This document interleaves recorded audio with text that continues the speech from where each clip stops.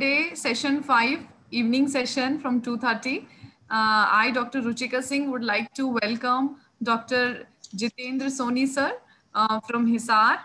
And sir will be speaking on the research ethics. Sir has completed his research from Jawaharlal Nehru University, and very eloquent and very well refined researchers known in in geography fraternity.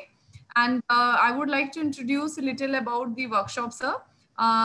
Geography of department is organizing this regarding to the research methodology, workshop on research methodology in social sciences, conceptual and methodological interventions.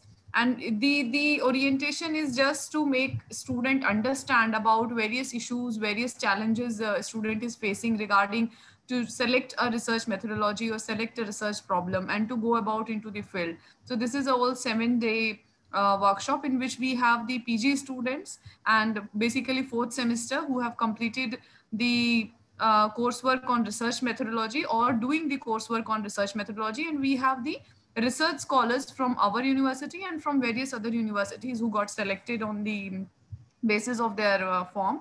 So this is how it is about. So now, without taking much of the time, I would like to invite Dr. Jitendra sir to explain about his perspective for the today's class and to deliver his lecture on research ethics. And I know that his lecture is going to be very important for every student, because we all face somehow when we go into the field, we go into the field or we try to quote some literature. We try to see that there are some basic issues which comes under the ethics of the research. So I hope sir will be dealing all these issues and all these things in his lecture. So please be very after lunch session, all this lethargy, so come over it and just listen to sir's lecture and enjoy it. And I hope you all will enjoy it. Thank you so much, sir, to join us. Please continue. Thank you. Thank you, Ruchi. First of all, I congratulate Department of Geography, Deen Dayal Upadhyay, Gorakhpur University, Gorakhpur, for organizing a week-long course on research methodology in social science, conceptual and methodological intervention. I must convey my sincere thanks to Professor Rajesh Singh, Vice Chancellor of the University, Professor Shivakant Singh, Head of the Department of Geography, then Dr. Ruchika Singh, Program Coordinator. Today we are going to talk about research ethics. So first we will try to have an idea that what do we mean by research ethics. I'm just sharing my presentation with you all.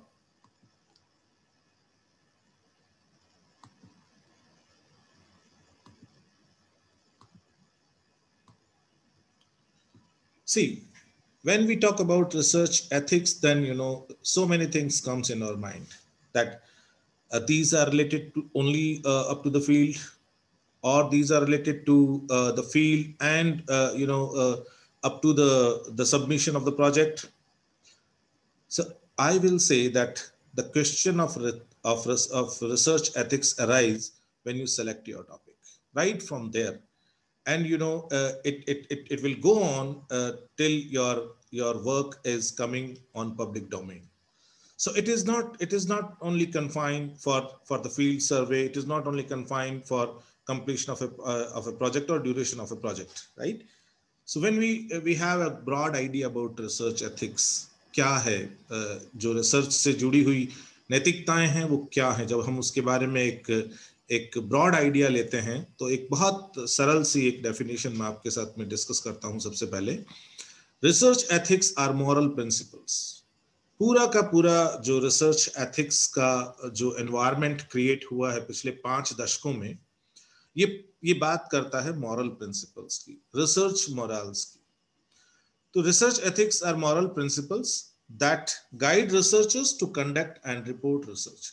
To conduct and report research without deception or intention to harm the participants of the study or the members of the society as a whole, whether knowingly or unknowingly. ये बात बहुत अच्छे से समझनी है हमें कि पूरी जो शोध की प्रक्रिया है वो, और यहाँ तक कि जब हम शोध को प्रस्तुत करते हैं, शोध पब्लिक डोमेन में आता है, इन सब में कहीं न कहीं मॉरल प्रिंसिपल्स के इशू जुड़े होते हैं। विशेष तौर पे जब सोशल साइंस रिसर्च में हमारे रिसर्च के जो सब्जेक्ट्स होते हैं वो ह्यूमन बीइंग्स होते हैं, तब ये कंसर्न हमारे लिए और ज्यादा इंपॉर्टेंट हो जाता है। और अक्सर सोशल साइंस रिसर्च में हम ये देखते हैं कि हमारे जो सब्जेक्ट्स होते हैं वो ह्यूमन बीइंग्स होते हैं। तो हम इसको ये देखते हैं कि रिसर्च एथिक्स से हमारा तात्पर्य ये है कि किसी भी रूप में हमारे जितने भी जो रिसर्च के पार्टिसिपेंट्स हैं, हमारे जो सब्जेक्ट्स ऑफ स्टडी हैं, उनको किसी न किसी भी तरह का नुकसान नहीं पहुंचना चाहिए। मैं बहुत डिटेल में बातें करूंगा किस तरह के नुकसान हो सकते हैं उनकी, और वो वहीं पर रुकता नहीं है। हमें ये भी ध्यान रखना है कि सोसाइटी को जब हम पूरी सोसाइटी को हमारे कंसर्न में लेते हैं तो उसके इम्पैक्ट, हमारी रिसर्च के इम्पैक्ट जो है वो कहीं ना कहीं हमारी सोसाइटी पर भी कोई नेगेटिव इम्प्रिंट्स नहीं छोड़ने चाहिए हमारी रिसर्च के कारण। और ये चाहे आप जानबूझ के कर रहे हो और चाहे आपसे अनजाने में हो रहा हो, इससे इस बात का सरोकार नहीं है। बात यह है कि रिसर्च एथिक्स का वायलेशन नहीं होना चाहिए, ये मेन कंसर्न है। क्योंकि यदि हम ये आर्गुमेंट देते हैं कि ये जो मुझसे हुआ, so I was not aware about it, इतना कहने से हम यदि रिसर्च एथिक्स का वायलेशन करते हैं तो हम हमारे कृत्य से मुक्त नहीं हो जाते। इस बात का हमें ध्यान रखना है। अब एक बहुत महत्वपूर्ण बात आती है और क्वेश्चन रेज होता है कि what is the importance of ethics in research. क्या महत्व है, क्यों बात करें हम। आज हमने यहाँ पर एथिक्स का लेक्चर ऑर्गेनाइज करने के लिए सोचा है ऑर्गेनाइजर्स ने, तो क्यों ये क्वेश्चन कहाँ से आता है। तो देखिए, इसमें हमने देखा कि अभी हिस्टोरिकल बैकग्राउंड देखेंगे हम, तो हम देखेंगे कि 1940s के बाद जो जिस तरह से रिसर्च कंडक्ट की गई, और विशेष तौर पे इसकी शुरुआत हम देखते हैं कि जर्मनी में देखी जाती है आफ्टर सेकेंड वर्ल्ड वॉर, और फिर हम बहुत सारे एक्सपेरिमेंट्स देखते हैं अमेरिका के अंदर, और धीरे धीरे धीरे फिर एक इंस्टीट्यूशनल फ्रेमवर्क तैयार होता है रिसर्च एथिक्स का। तो क्वेश्चन ये उठता है कि एथिक्स हमारे लिए कैसे इंपॉर्टेंट है, हम रिसर्च में एथिक्स की बात क्यों करें। तो सबसे पहली बात आती है to protect the study participants, specially the vulnerable group. बहुत सारे शोध ऐसे वल्नरेबल ग्रुप्स के ऊपर होते हैं जिनके बारे में जब उनकी आइडेंटिटी जब पब्लिक होती है तो बहुत सारे क्वेश्चंस उठते हैं, या बहुत सारे शोध ऐसे भी हुए हैं जिनमें पार्टिसिपेंट्स को इस तरह की ड्रग्स तक एडमिनिस्टर की गई है जो उनके लिए लाइफ थ्रेटनिंग कंडीशंस पैदा करती हैं। तो इसमें जो सबसे पहला क्वेश्चन आता है वो आता है protection of subjects of our study. दूसरा क्वेश्चन आता है protects participants from various kinds of exploitation. बहुत सारे एक्सप्लॉयटेशन की हम यहाँ बात करेंगे, ठीक है। तो उन सब से पार्टिसिपेंट्स को बचाना, उनको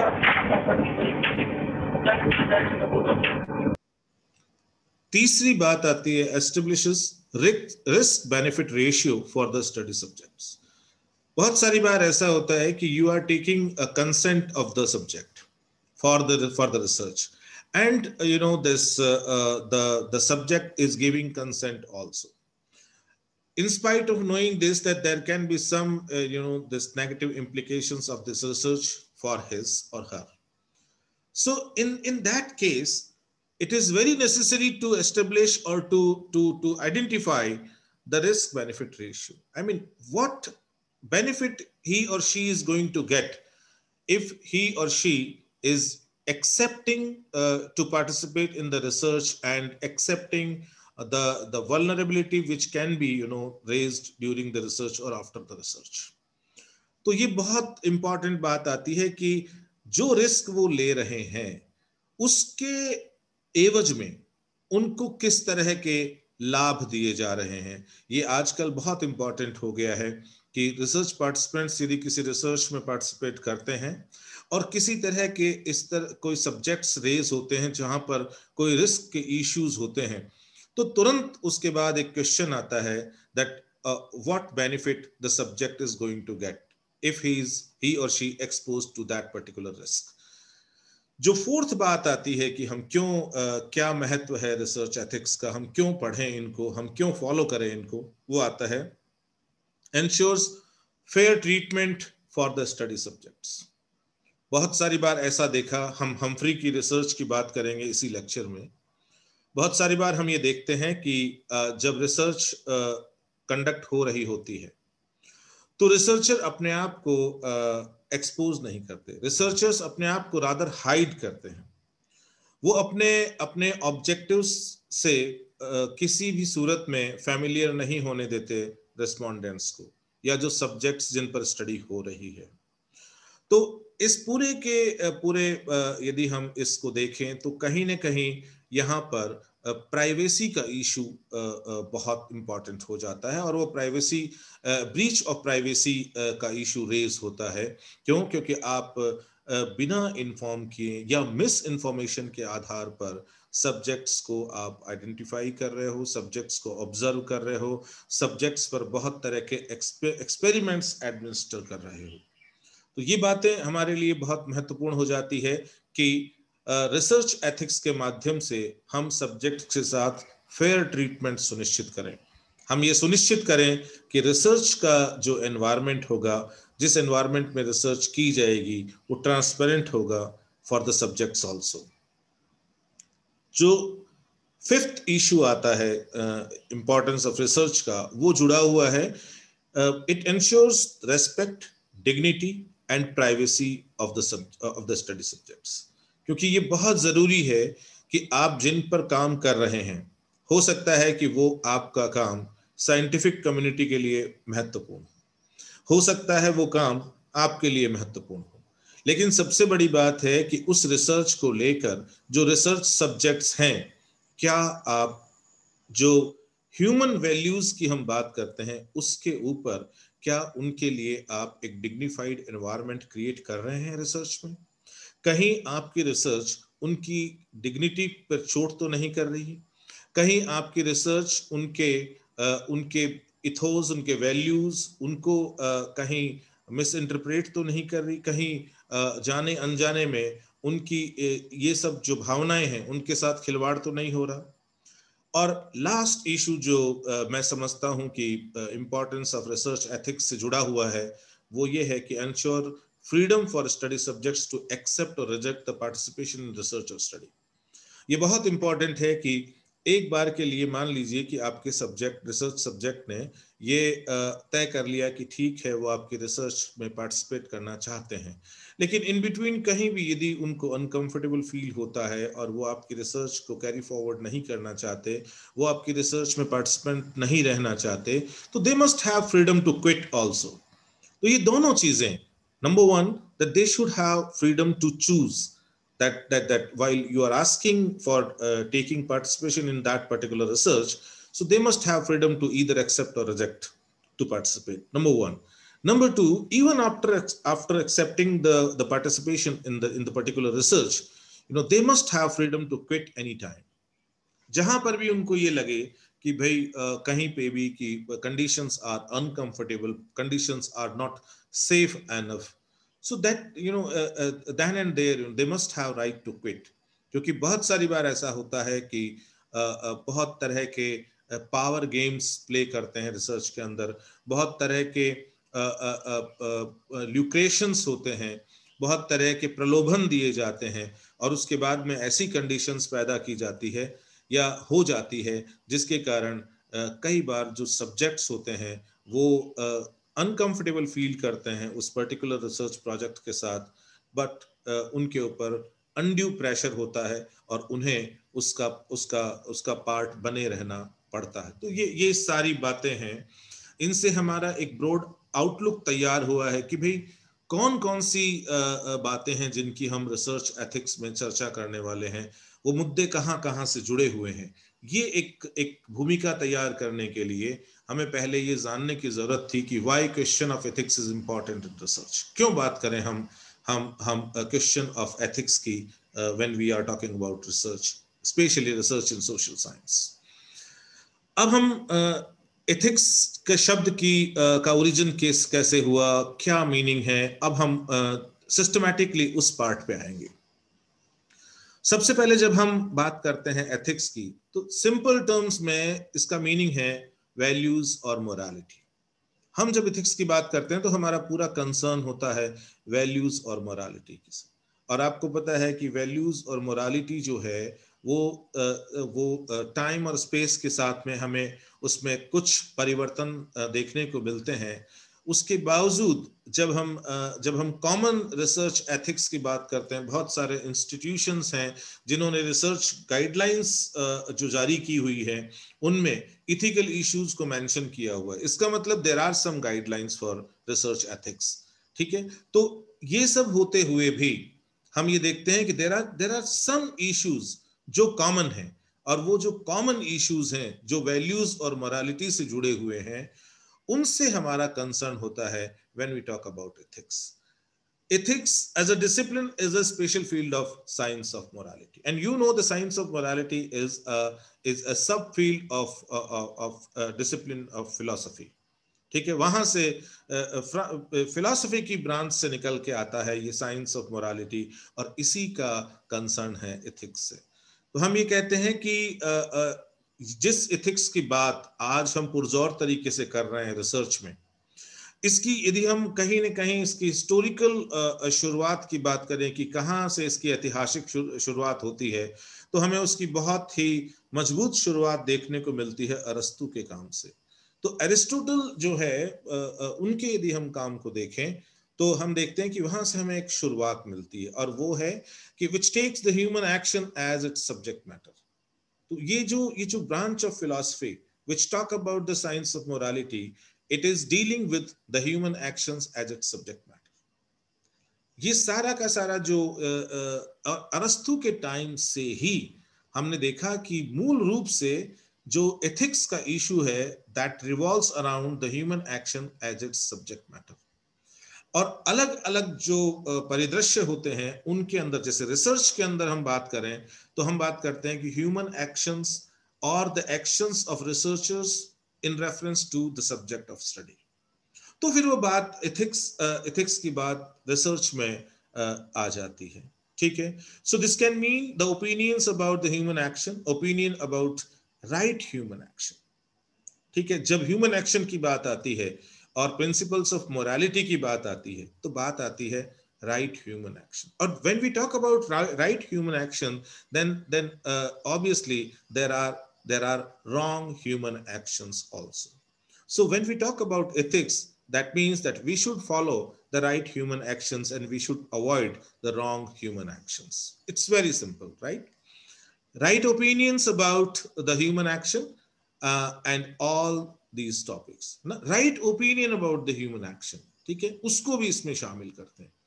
तो इस तरह से हमने देखा कि जब हम एथिक्स की बात करते हैं और उसका हिस्टोरिकल पर्सपेक्टिव लेते हैं तो उसमें एक चीज निकल के आती है कि एथिक्स को हम यदि मोटे तौर पे देखें तो हम ये मानते हैं कि मूल्यों के आधार पर क्या सही है वही इथिकल है, ठीक है। और जब हम सोशल साइंस में रिसर्च में एथिक्स की बात करते हैं तो हमारा मूल जो ध्येय होता है वो ये होता है कि जब हमारे शोध के अंदर हमारे पार्टिसिपेंट्स या हमारे सब्जेक्ट ह्यूमन बीइंग्स होते हैं तो हमारा कौन सा ट्रीटमेंट जो है वो उनके रेफरेंस में फेयर है और कौन सा ट्रीटमेंट अनफेयर है, वहीं पर इशू आ जाता है एथिक्स का।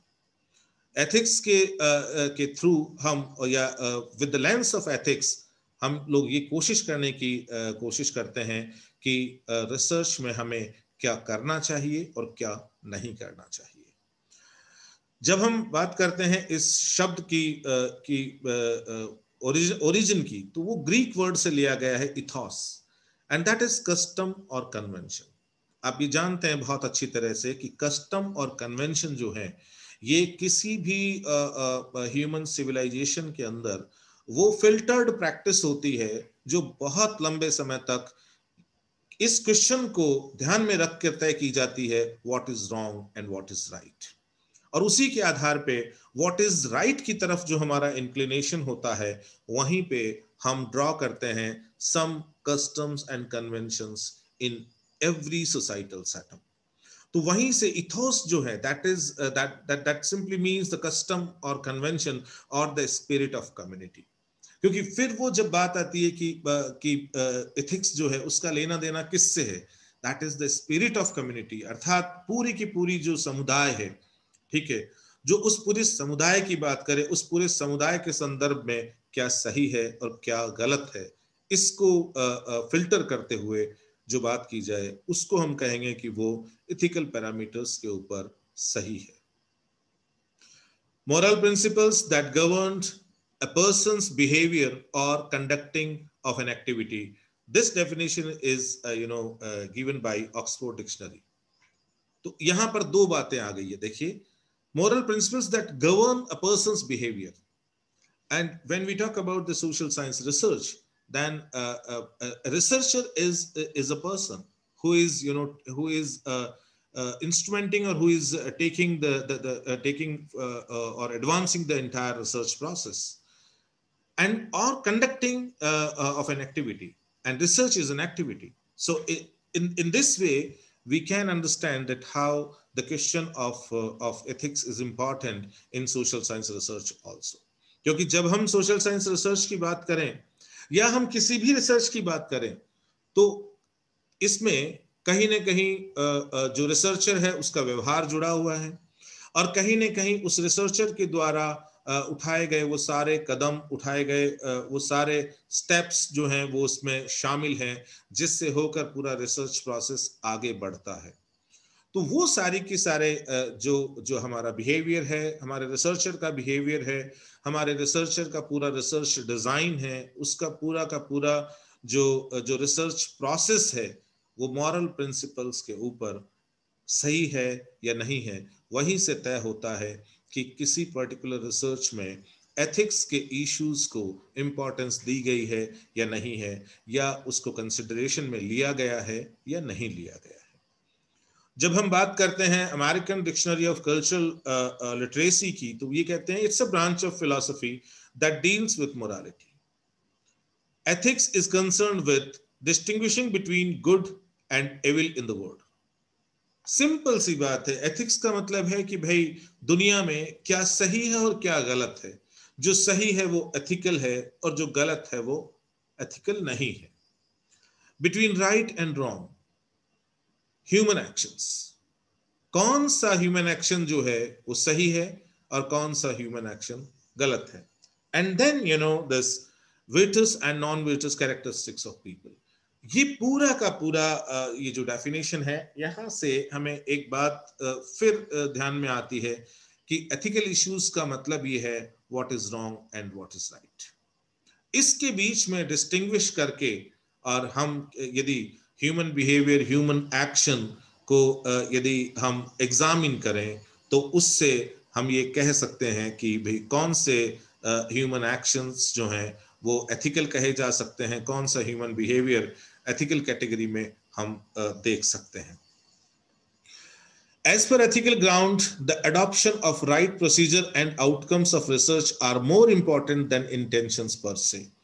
ये बहुत गहरी लाइन है जिसको हमने समझना है कि आप इस बात को कहकर छुटकारा नहीं पा सकते that my intention was not wrong। जब आप किसी भी इथिकल इश्यूज के बारे में यदि आपके बिहेवियर में या आपके रिसर्च प्रोसेस में क्वेश्चंस रेज होते हैं, तो आप ये कहकर छुटकारा कभी नहीं पा सकते that my intention was pure, my intention was not to harm anybody. ठीक है, क्योंकि इसमें जब हम इथिकल इश्यूज की बात करते हैं रिसर्च के अंदर, तो जो हमारा सबसे ज्यादा कंसर्न होता है as per the ethical ground, the adoption of right procedure.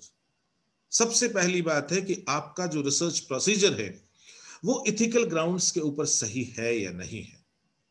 Intention की बात यहां पे कहकर और हम इस रिसर्च में एथिक्स के इशू को डाइल्यूट नहीं कर सकते हैं। ठीक है, तो यहां पे बात आती है adoption of right procedure. So it is the duty of researcher और the research organization to follow a right procedure of research. And second, the outcomes of research.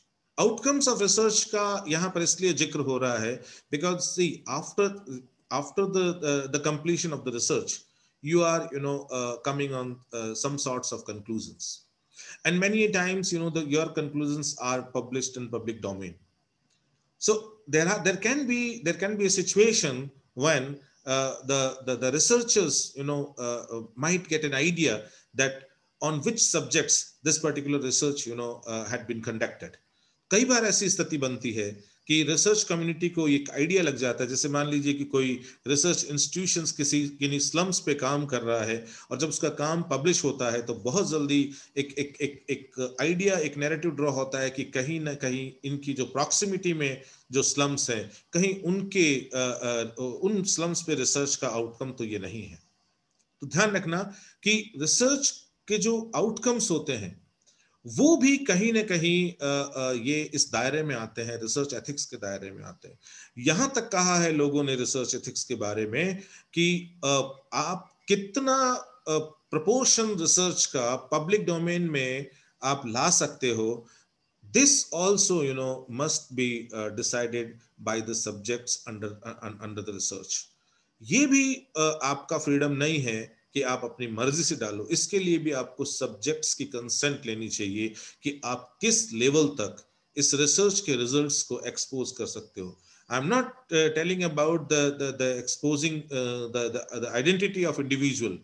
मैं किसी एक व्यक्ति विशेष की आइडेंटिटी के एक्सपोज करने की बात नहीं कर रहा हूं, मैं बात कर रहा हूं उस पूरे के पूरे रिसर्च की, उस पूरे रिसर्च के आउटकम्स की। तो इतना तक कहते हैं लोग कि ये भी इथिकल इशू में आता है। आज ये डिबेट है, हालांकि एक अभी तक इस पर हम बहुत ज्यादा श्योर नहीं है, लेकिन ये this issue is under debate कि आप यदि ह्यूमन सब्जेक्ट्स पे रिसर्च करते हैं और आप यदि उनको पब्लिश करते हैं और यदि वो रिसर्च सेंसिटिव है, so it is your duty to take the permission of subjects under study, that at what level and up to what proportion of the content of the research you are allowed to publish in public domain.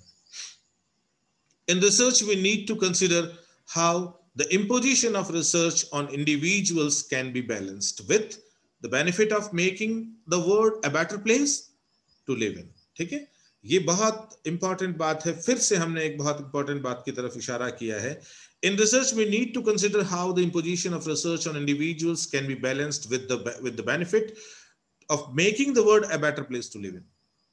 कि एक तरफ आप research कर रहे हो for the advancement और for the comfort of the entire human society, कहीं ना कहीं आप पूरी दुनिया के वेलफेयर के लिए काम कर रहे हो, ठीक है। लेकिन फिर भी आपको उस काम के अंदर ये ध्यान तो देना ही पड़ेगा कि इस रिसर्च में जहां पर आपका ब्रॉडर ऑब्जेक्टिव है कि इस पूरी दुनिया को मानव के बसाव के लिए ज्यादा से ज्यादा उपयुक्त कैसे बनाया जाए, ये आपका ब्रॉडर ऑब्जेक्टिव है। लेकिन उसके साथ साथ जब आप इस इशू को लेके और कोई रिसर्च जब इंडिविजुअल्स पे करते हो तो आपको इस बात को भी बैलेंस करना पड़ेगा कि इस रिसर्च की नेगेटिविटीज और इस रिसर्च के हार्म्स जो हैं, है ना, वो उस इंडिविजुअल पर कितने हो सकते हैं जिस पर आप ये पर्टिकुलर रिसर्च एडमिनिस्टर कर रहे हो।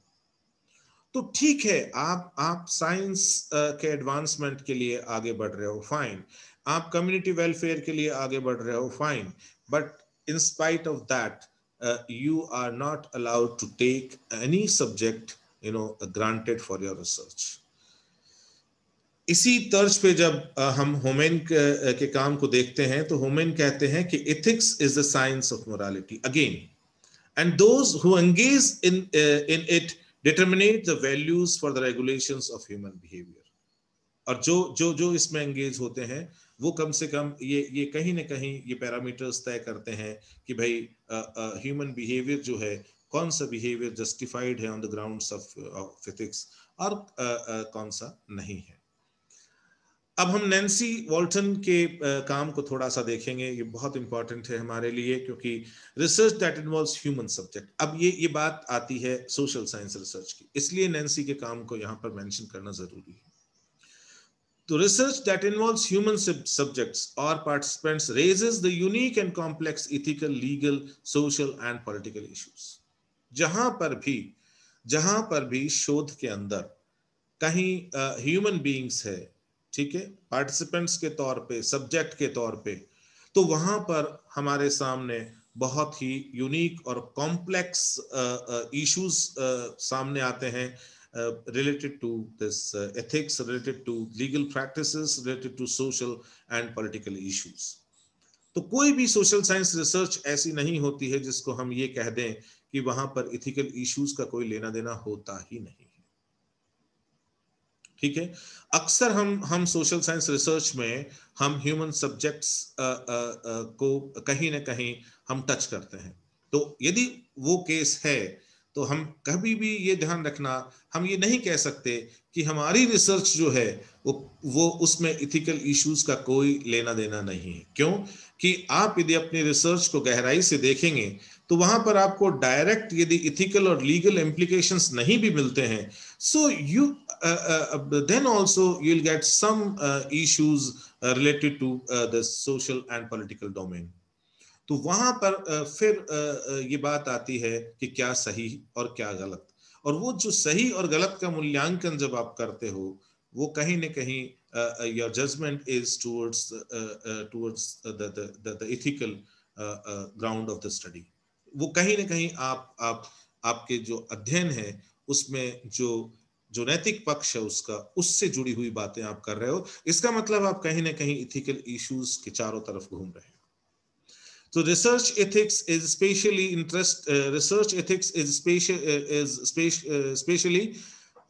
interested in the analysis of ethical issues that are raised when people are involved in as participants in the research. तो नैन्सी वोल्टन की स्टडी जो है वो हमारे लिए इसलिए इंपॉर्टेंट है क्योंकि यहाँ पर हम देखते हैं कि सोशल साइंस में हम इथिकल इश्यूज को कैसे देखें और दूसरे जो ब्रांचेस ऑफ नॉलेज हैं उनके अंदर जो इथिकल इश्यूज हैं उसको किस तरह लिया जाए। जैसे आपने देखा कि जो बिहेवियरल साइंस है जिसमें हम एक एग्जांपल लेते हैं साइकोलॉजी का, साइकोलॉजी में बहुत सारी रिसर्च जो है एनिमल्स के ऊपर होती है, और एनिमल्स पे ही नहीं, आपने देखा होगा कि बहुत सारी रिसर्च जो है साइकोलॉजी की उसमें ह्यूमन सब्जेक्ट्स को लेते हैं, और इस तरह की स्टडी भी आपने पढ़ी होगी, जैसे न्यूबॉर्न बेबी को वाइल्ड एनवायरनमेंट के अंदर छोड़ना और ये देखना कि आने वाले टाइम पे क्या उनके वोकल कोड्स जो हैं वो जो सिविलाइज्ड एनवायरनमेंट के अंदर जो बेबी बड़ा होता है क्या उसी तरह से डेवलप होते हैं। इस तरह के भी रिसर्च हुए हैं, ठीक है। तो आप समझ सकते हैं कि ये इश्यूज कितने ज्यादा इंपॉर्टेंट हो जाते हैं हमारे लिए।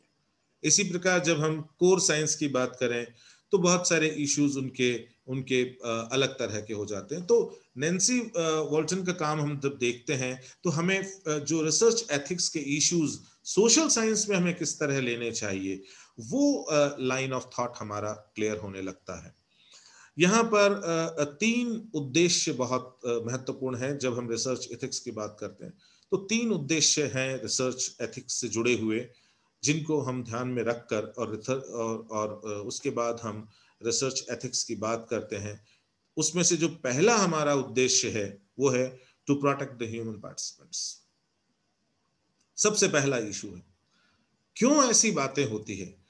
सेकेंड वर्ल्ड वॉर के बाद आप देखते हैं कि किस तरह से जो डॉक्टर्स हैं जर्मनी में वो किस तरह से ह्यूमन सब्जेक्ट्स के ऊपर एक्सपेरिमेंट्स करते हैं। बहुत बड़ा क्वेश्चन रेज होता है। बहुत सारे इस तरह के हमें केसेस दिखाई देते हैं जहां पर बायोमेडिकल रिसर्च में कैंसर की ओरिजिनल सेल्स जो हैं वो रिसर्च पार्टिसिपेंट्स या यूं कहें कि सब्जेक्ट जो हैं स्टडी के उनके ऊपर एडमिनिस्टर की जाती है। इस तरह के जब भयावह एग्जाम्पल हमें देखने को मिलते हैं जहां पर और ऐसे एग्जाम्पल एक या दो नहीं, ऐसे एग्जाम्पल से हमारा लिटरेचर भरा पड़ा है। तो वहां पर ये बात आती है कि भाई इन रिसर्चेस में जो सब्जेक्ट पार्टिसिपेंट्स हैं उनकी सेफ्टी का क्या होगा या क्या होना चाहिए। इसीलिए जब हम रिसर्च एथिक्स के ऑब्जेक्टिव्स की बात करते हैं तो पहला ऑब्जेक्टिव आता है टू प्रोटेक्ट ह्यूमन पार्टिसिपेंट्स। सबसे सबसे पैरामाउंट ऑब्जेक्टिव है ये कि भाई आपको शोध में जो भाग लेने वाले लोग हैं उनको कहीं ना कहीं उनकी सुरक्षा पर केंद्रित होना चाहिए। जो दूसरी बात आती है उद्देश्य में, वो आती है to ensure that research is conducted in a way that serves interests of individuals, groups और सोसाइटी एज ए होल। तो ये कभी नहीं होना चाहिए किसी भी रिसर्च में कि वो किसी पर्टिकुलर सेक्शन जो है उसके लिए वो लाभकारी हो, पर्टिकुलर सेक्शन जो है उसको उसके बेनिफिट मिले, और दूसरे जो सेक्शंस हैं या दूसरे जो इंडिविजुअल्स हैं वो कहीं ना कहीं इस पूरी रिसर्च में रिस्क में आ जाए। तो दूसरी बात जो ऑब्जेक्टिव है वो ये है कि to ensure the research is conducted in a way that serves the interest of individual, groups as well as the society as a whole. तो कम से कम हमें ये ध्यान रखना चाहिए जब हम शोध की बात करते हैं कि कोई भी शोध जिसको हम रिसर्च एथिक्स के लेंस के अंदर हम देखना चाहते हैं कि वो एथिकल ग्राउंड्स पे सही है या नहीं है, तो हमें इस बात का ध्यान रखना चाहिए कि वो शोध इस तरह से कंडक्ट किया जाए कि उसमें किसी भी रूप में किसी व्यक्ति, किसी समूह या यूं कहें कि मोटे तौर पर जो सोसाइटी है, ठीक है, उसके हितों का कहीं पर नुकसान ना हो। जो तीसरी बात आती है वो ये आती है to examine the specific research activities and projects for their ethical soundness. तीसरा जो उद्देश्य है रिसर्च एथिक्स का वो ये है कि कोई भी प्रोजेक्ट, कोई भी रिसर्च प्रोजेक्ट है, उसको इवेल्युएट करना, उसको उसके एथिकल ग्राउंड्स कितने साउंड हैं इसको एग्जामिन करना। आपने देखा होगा कि आजकल बहुत सारी यूनिवर्सिटीज में एथिकल बोर्ड्स बनाए जा रहे हैं। जवाहरलाल नेहरू यूनिवर्सिटी में भी एथिकल बोर्ड स्थापित हो चुका है। तो ये सब जो एथिकल बोर्ड्स हैं, इनका काम है कि जो भी शोध हो रहा है वो शोध जब इन एथिकल बोर्ड्स के पास में एग्जामिनेशन के लिए जाए तो वे उसकी एथिकल साउंडनेस जो है उसके पैरामीटर्स को तय करें और उसको एग्जामिन करें कि वो प्रपोजल जो है वो एथिकल ग्राउंड्स पे सही है या नहीं है। Looking at issues such as the management of risk, protection of confidentiality, and the process of informed consent.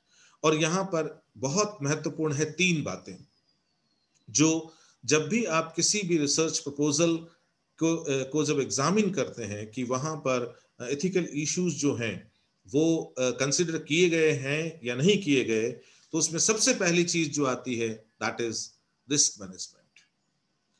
And this risk management is also this is discussing about the risk benefit ratio for the subjects, जिसकी चर्चा हमने पीछे की है। फिर जो दूसरी बात आती है प्रोटेक्शन ऑफ कॉन्फिडेंशियलिटी। बहुत सारी रिसर्च बहुत सेंसिटिव होती है और बहुत सारी रिसर्च सेंसिटिव होने के कारण जो उनके सब्जेक्ट्स हैं जिन पर वो शोध किया जाता है वो उनके लिए कई बार डिस्क्लोजर ऑफ आइडेंटिटी जो है वो उनके लिए बहुत पेनफुल होती है। Take the example of research on AIDS patients. यदि आप किसी एनजीओ या आप किसी सपोज किसी हॉस्पिटल्स के डेटा से आप एड्स पेशेंट्स तक अपनी एक्सेस बनाते हैं, आपके शोध में एड्स पेशेंट से जुड़े बहुत सारे मुद्दों पर आपको चर्चा करनी है और आपकी रिसर्च उनसे वन टू वन जब आप इंटरेक्ट करते हो तो उसी से आगे बढ़ती है। अब यदि आप उनकी आइडेंटिटी को एक्सपोज करते हो, क्योंकि आज भी सोसाइटी जो है वो बहुत तरह के जो भ्रम है उस बीमारी को लेके उनसे ग्रसित है, तो यदि उस इंडिविजुअल की आइडेंटिटी एक्सपोज होती है तो उसके लिए अपने जो उसका सामाजिक दायरा है उसके अंदर रहना शायद दूभर हो सकता है। Suppose you are conducting a research on say victims of any this conflict, ठीक है, और जैसे मान लो victims of riots के ऊपर आप काम करते हो, ठीक है। और आप जब उनकी हिडन फीलिंग्स को आप सरफेस पे लाने की कोशिश करते हो, और जब वो आपसे बहुत ट्रांसपेरेंट तरीके से आपसे सारी बात डिस्कस करते हैं, और यदि आप उनकी आइडेंटिटी डिस्क्लोज करते हो, तो that can be a life threat risk for those participants. तो ये बहुत जरूरी है कि प्रोटेक्शन ऑफ कॉन्फिडेंशियलिटी, इसका ध्यान रखा जाए, और रिसर्च के पूरे प्रोसेस में इथिकल इश्यूज का ये एक बहुत बड़ा अहम उद्देश्य होता है कि वो इस बात को ध्यान दे कि रिस्क मैनेजमेंट के साथ साथ कॉन्फिडेंशियलिटी जो है उसका पूरा ध्यान रखा जाए। अर्थात जिन पार्टिसिपेंट्स पे आप शोध कर रहे हो, उनकी सूचनाओं को गोपनीय रखना आपकी जिम्मेदारी है। And third is the process of informed consent. और तीसरी बात जो है, जो रिसर्च एथिक्स का उद्देश्य है, वो ये है कि किसी भी ह्यूमन पार्टिसिपेंट के ऊपर यदि रिसर्च हो रहा है, तो इन्फॉर्म्ड कंसेंट जो है वो अनिवार्यतः होनी चाहिए। हालांकि ये बहुत डिबेटेबल इश्यूज है, और विशेष तौर पे जो एंथ्रोपोलॉजिकल रिसर्चेस होती है, जिसके अंदर आप देखते हो कि बहुत सारी रिसर्चेस जो होती है उसके अंदर पार्टिसिपेंट्स मिंगल हो जाते हैं रिसर्च के जो सब्जेक्ट ग्रुप के साथ में, और उनका ये आर्ग्यूमेंट है कि यदि सारी की सारी बात यदि पहले से ही डिस्क्लोज हो जाती है, तो वो एक्चुअल जो रिसर्च इशू है उसको वो साइंटिफिक तरीके से एग्जामिन नहीं कर सकते। तो उस तरह के इश्यूज हैं, लेकिन फिर भी रिसर्च एथिक्स के अंदर यदि आज हम बात करें, तो ये बात तय है कि ये एक पार्ट है रिसर्च एथिक्स का कि आप यदि किसी को भी रिसर्च प्रोसेस में शामिल करते हैं, so it is your moral duty to take the consent of participants before starting और before initiating the research process. अब हम इसमें देखते हैं, देखिए एक स्नैपशॉट जैसा है रिसर्च एथिक्स जो हैं, ठीक है, and those are related to the values. ठीक है, ये सारा का सारा गेम जो है ये वैल्यू का है ना। और यहाँ पर हम इसको दो कैटेगरीज में बांट के देखते हैं, क्योंकि हमारा सोशल साइंस का जो स्टूडेंट है वो सबसे ज्यादा बॉदर्ड होता है about the ethical issues when he is talking about the data gathering. ठीक है, उसका सबसे ज्यादा फोकस होता है इथिकल इश्यूज। उसके लिए, ज्यादातर लोगों के लिए इथिकल इश्यूज का मतलब ये होता है कि डेटा कलेक्शन के टाइम पे किस किस तरह के इश्यूज का हमें ध्यान रखना चाहिए। हालांकि मैं रिसर्च के शुरू में ही कह चुका हूं आपसे कि रिसर्च इश्यूज का लेना देना केवल डेटा कलेक्शन से नहीं है। रिसर्च इश्यूज की शुरुआत उस समय से हो जाती है जब आप रिसर्च के टॉपिक को डिसाइड करते हो, और जब ये तय होता है वहां पर कि आपके सब्जेक्ट ऑफ स्टडी कौन होंगे। वहीं से ये क्वेश्चन रेज होता है, और ये क्वेश्चन फाइनल जब आपका रिसर्च आउटकम्स आके और पब्लिकेशन की बात आती है, वहां तक इवन पूरे प्रोसेस के अंदर एथिकल इश्यूज जो है वो हमें लगातार देखने को मिलते हैं। जब हम डेटा गैदरिंग की बात करते हैं, तो जो पैरामाउंट इश्यूज हैं उनमें हम सबसे पहले जो बात करते हैं वो करते हैं वॉलंटरी पार्टिसिपेशन। सबसे इंपॉर्टेंट है कि आप सबसे पहले रिसर्च पार्टिसिपेंट्स से आप कंसेंट लेंगे, और ये तय करेंगे कि उनका रिसर्च में प्रतिभाग लेना या नहीं लेना, ये पूरी तरह से उनकी फ्रीडम हो। इसका मतलब कि रिसर्च पार्टिसिपेशन जो है वो 100% वॉलंटरी हो। नंबर 2 हम बात करते हैं इन्फॉर्म्ड कंसेंट। ठीक है, वॉलंटरी होने के साथ साथ में केवल ये नहीं कि भाई मैं आपका इंटरव्यू ले लूं, है ना, ये यहीं से वॉलंटरी नहीं होता है। इन्फॉर्म्ड कंसेंट का मतलब ये होता है कि you must discuss in brief about the entire this objectives और entire the integrity of the research project in a short, है ना। बहुत छोटे के अंदर आप उसको ये बताइए कि आप क्या कर रहे हैं, ठीक है, और जो आप कर रहे हैं उसका संबंध किससे है। तीसरी जो बात आती है डेटा गैदरिंग के पार्ट पे, और इवन लेटर ऑन आल्सो, वो आती है you must ensure that there will be no harm for subject. किसी तरह का कोई नुकसान सब्जेक्ट्स के लिए नहीं होगा, ठीक है। और यहां तक कि ये बात जब आगे चलती है तो ये होती है कि there must be no harm situation for groups and for the society at large also. फिर 3 इशू आते हैं PAC के अंतर्गत, that is privacy, anonymity and confidentiality. ठीक है, ये तीनों चीजें बहुत महत्वपूर्ण हैं, क्योंकि आप यदि सब्जेक्ट्स जो हैं उनकी यदि प्राइवेसी और उनकी यदि जो गोपनीयता है उसको यदि संज्ञान में नहीं लेंगे तो बहुत सारी बार बहुत अलग अलग तरह की थ्रेट्स पैदा होने की संभावना होती है। जब हम बात करते हैं एक प्रोफेशनल के स्तर पे, तो हम ये देखते हैं कि when you go for reporting your research, so that is also very important that you are giving due credit to all the participants and all the stakeholders of the research or not. मैं एक छोटा सा example देता हूं यहाँ पे आपको। बहुत सारी बार हम देखते हैं कि हम कोई एक आर्टिकल तैयार करते हैं as a research scholar, and when we go for the publication, then many times our research supervisor, that he or she वो ये कोशिश करते हैं कि वो आर्टिकल जो है वो उनकी फर्स्ट ऑथरशिप में पब्लिश हो। ये भी बहुत बड़ा इथिकल इशू है।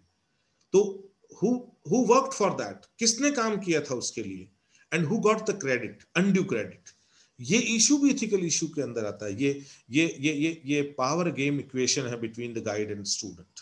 ठीक है, that is also having a great bearing on ethical issues. Then the issue of plagiarism का इशू हम सब जानते हैं कि आज की तारीख में बहुत महत्वपूर्ण है। ये सिंपल सी बात है कि जब हम किसी दूसरे के किए गए काम को अपने काम के रूप में हमारे शोध में जब हम दिखाते हैं तो हम उसको साहित्यिक चोरी या प्लेजरिज्म कहते हैं। और प्लेजरिज्म में हम ये देखते हैं कि हम उन लोगों को जिनके ओरिजिनल काम है उनको क्रेडिट नहीं देते, बल्कि हम एक तरह से वायलेशन करते हैं, हम उनके काम की चोरी करते हैं। ठीक है, तो ये भी एक एथिकल इशू है। यदि आप इथिकल ग्राउंड्स पे यदि आप रिसर्च करते हैं तो it is your duty that whenever you are taking reference of any work of anybody else, then it is your duty to cite properly. ये आपका दायित्व है कि आप यदि किसी के भी काम को यूज करते हैं, आइडियाज को यूज करते हैं, स्ट्रक्चर्स को यूज करते हैं, आप उनके डेटा को यूज करते हैं, so it is important to cite that particular original work. आपको उस मूल काम को साइट करना चाहिए, प्रॉपरली साइट करना चाहिए। अब देखिए, जब रिसर्च एथिक्स के हम हिस्टोरिकल पर्सपेक्टिव की बात करते हैं, हमने रिसर्च एथिक्स का ओरिजिन कहाँ से हुआ, उसका मीनिंग क्या है, वहां तक बात कर ली है। अब हम देखते हैं कि ये जो मॉडर्न एरा के अंदर, ये 20th सेंचुरी के अंदर जो रिसर्च एथिक्स से रिलेटेड इश्यूज बहुत ज्यादा एग्रेवेट हुए और धीरे धीरे बहुत इंस्टीट्यूशनलाइजेशन हुआ इन सारे इश्यूज का। उनकी शुरुआत कहां से होती है वो अब हम यहां पर देखेंगे। So the current concerns about the research ethics grew out of biomedical research, particularly the Ghost torture and the dismemberment perpetrated under the guise of medical research, and that was by Nazi students since the end of World War II. So this was after even during and after the World War II, we have seen that the Nazi doctors or the Nazi students of medical sector, they have shown a very bad picture of medical research. तो उसका नतीजा ये हुआ कि पूरी दुनिया का ध्यान उधर गया। तो फिर कहीं न कहीं ये इशू आया कि हमें कम्युनिटी वेलफेयर या एडवांसमेंट ऑफ साइंस या for the welfare of society, in 3 questions के आंसर में क्या हम कुछ भी कर सकते हैं? क्या हमें कुछ भी करने का सोच की छूट है इन 3 मुद्दों को लेके कि इससे साइंस का एडवांसमेंट होगा, इससे कम्युनिटी एडवांसमेंट होगा या इससे ओवरऑल सोसाइटी का एडवांसमेंट होगा? The answer is no.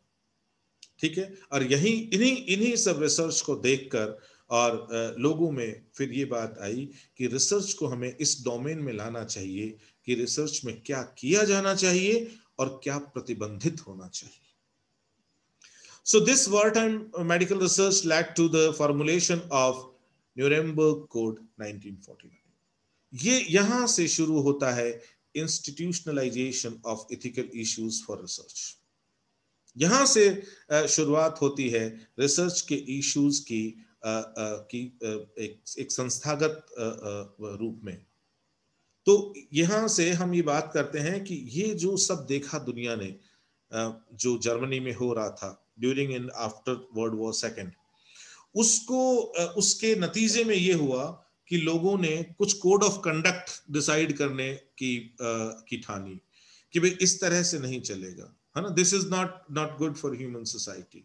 तो वो जो कोड ऑफ कंडक्ट जो ड्रॉ करने की बात हुई, उसमें जो पहला इंपॉर्टेंट स्टेप था that was Nuremberg code 1949, established principles for research on human subjects.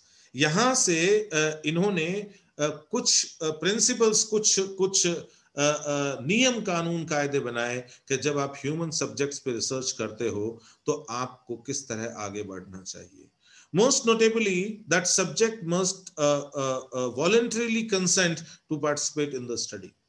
और यहां पर जो सबसे पहली बात आई, क्योंकि जो हमने वर्ल्ड वॉर सेकंड के दौरान और वर्ल्ड वॉर सेकंड के बाद जो हमने जर्मनी में देखा, वो उसमें जो सबसे बड़ा इशू था कि उसमें रिसर्च में जो पार्टिसिपेंट्स थे, ठीक है, उन पर जबरदस्ती एक्सपेरिमेंट्स किए गए थे।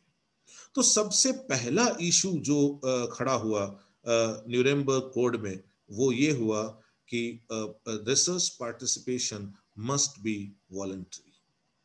यहां से शुरुआत होती है और फिर आज ये ड्राइव मैच्योर होते होते आज हम देखते हैं कि हम यदि इंटरनेट के ऊपर बहुत सारी यूनिवर्सिटीज को देखते हैं तो you can find n number of this guides for ethical guidelines, or n number of this circulations by the institutions for this following the ethical issue guidelines for the particular research.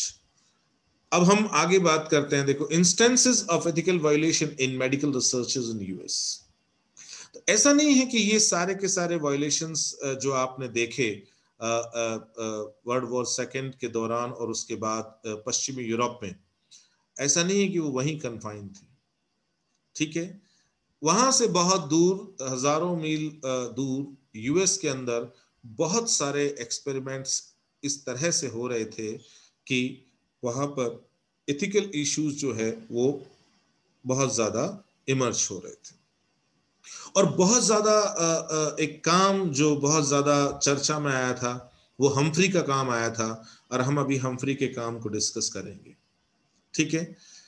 तो जब America में ये सब चल रहा था तो America में भी देखा गया कि ये बात बहुत तेजी से बढ़ी कि रिसर्च में क्या होना चाहिए और क्या नहीं होना चाहिए।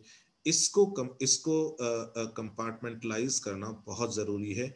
इसको हमें, यदि हम इसको क्लियरली अलग अलग नहीं कर पाए तो शायद आने वाले समय में हमारे शोध की डायरेक्शन जो है that will be harmful for many research participants.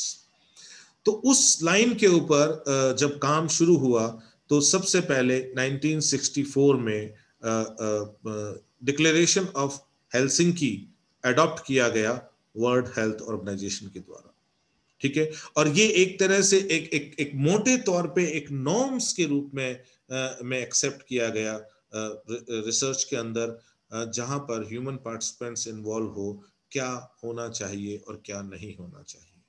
बाद में इसके रिवाइज्ड एडिशन आया फिर 1975 में, और उसके बाद उसके और भी रिवीजन्स हुए। So it was also the basis for the ethical guidelines for clinical investigations adopted by the American Medical Association in 1966. और यहीं से फिर वो सारे एक्सपेरिमेंट्स जहां पे जो ह्यूमन लाइफ रिस्क पे होती है उन पे कंट्रोल शुरू हुआ, जब अमेरिकन मेडिकल एसोसिएशन ने 1966 में एथिकल गाइडलाइंस जो है वो जारी की क्लिनिकल इन्वेस्टिगेशन के। देन अब हम ये देखते हैं कि ये जो सारा काम जो हम पश्चिमी यूरोप, विशेष तौर पे जर्मनी में देख रहे थे, ये जर्मनी तक कन्फाइन नहीं था. Later, the extremely risky, sometimes the fatal research was being carried out on unknowing participants or patients in the United States of America.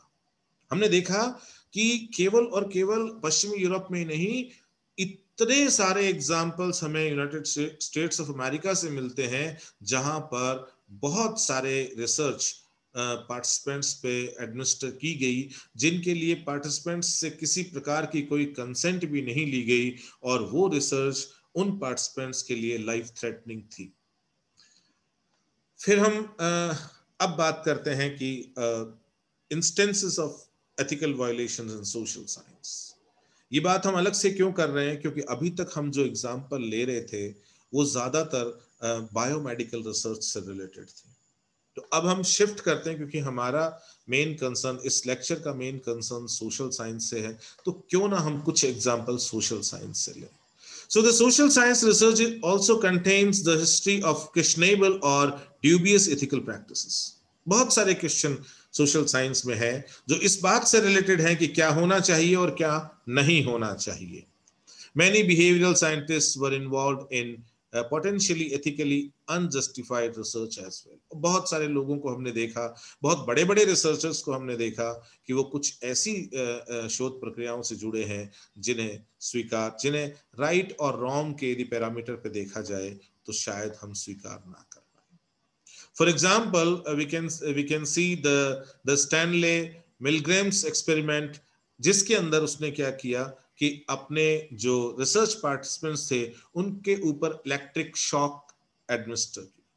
और ये तो एक बहुत माइल्ड एग्जांपल हम लोग डिस्कस कर रहे हैं. इससे बहुत खतरनाक एक्सपेरिमेंट्स भी हुए थे.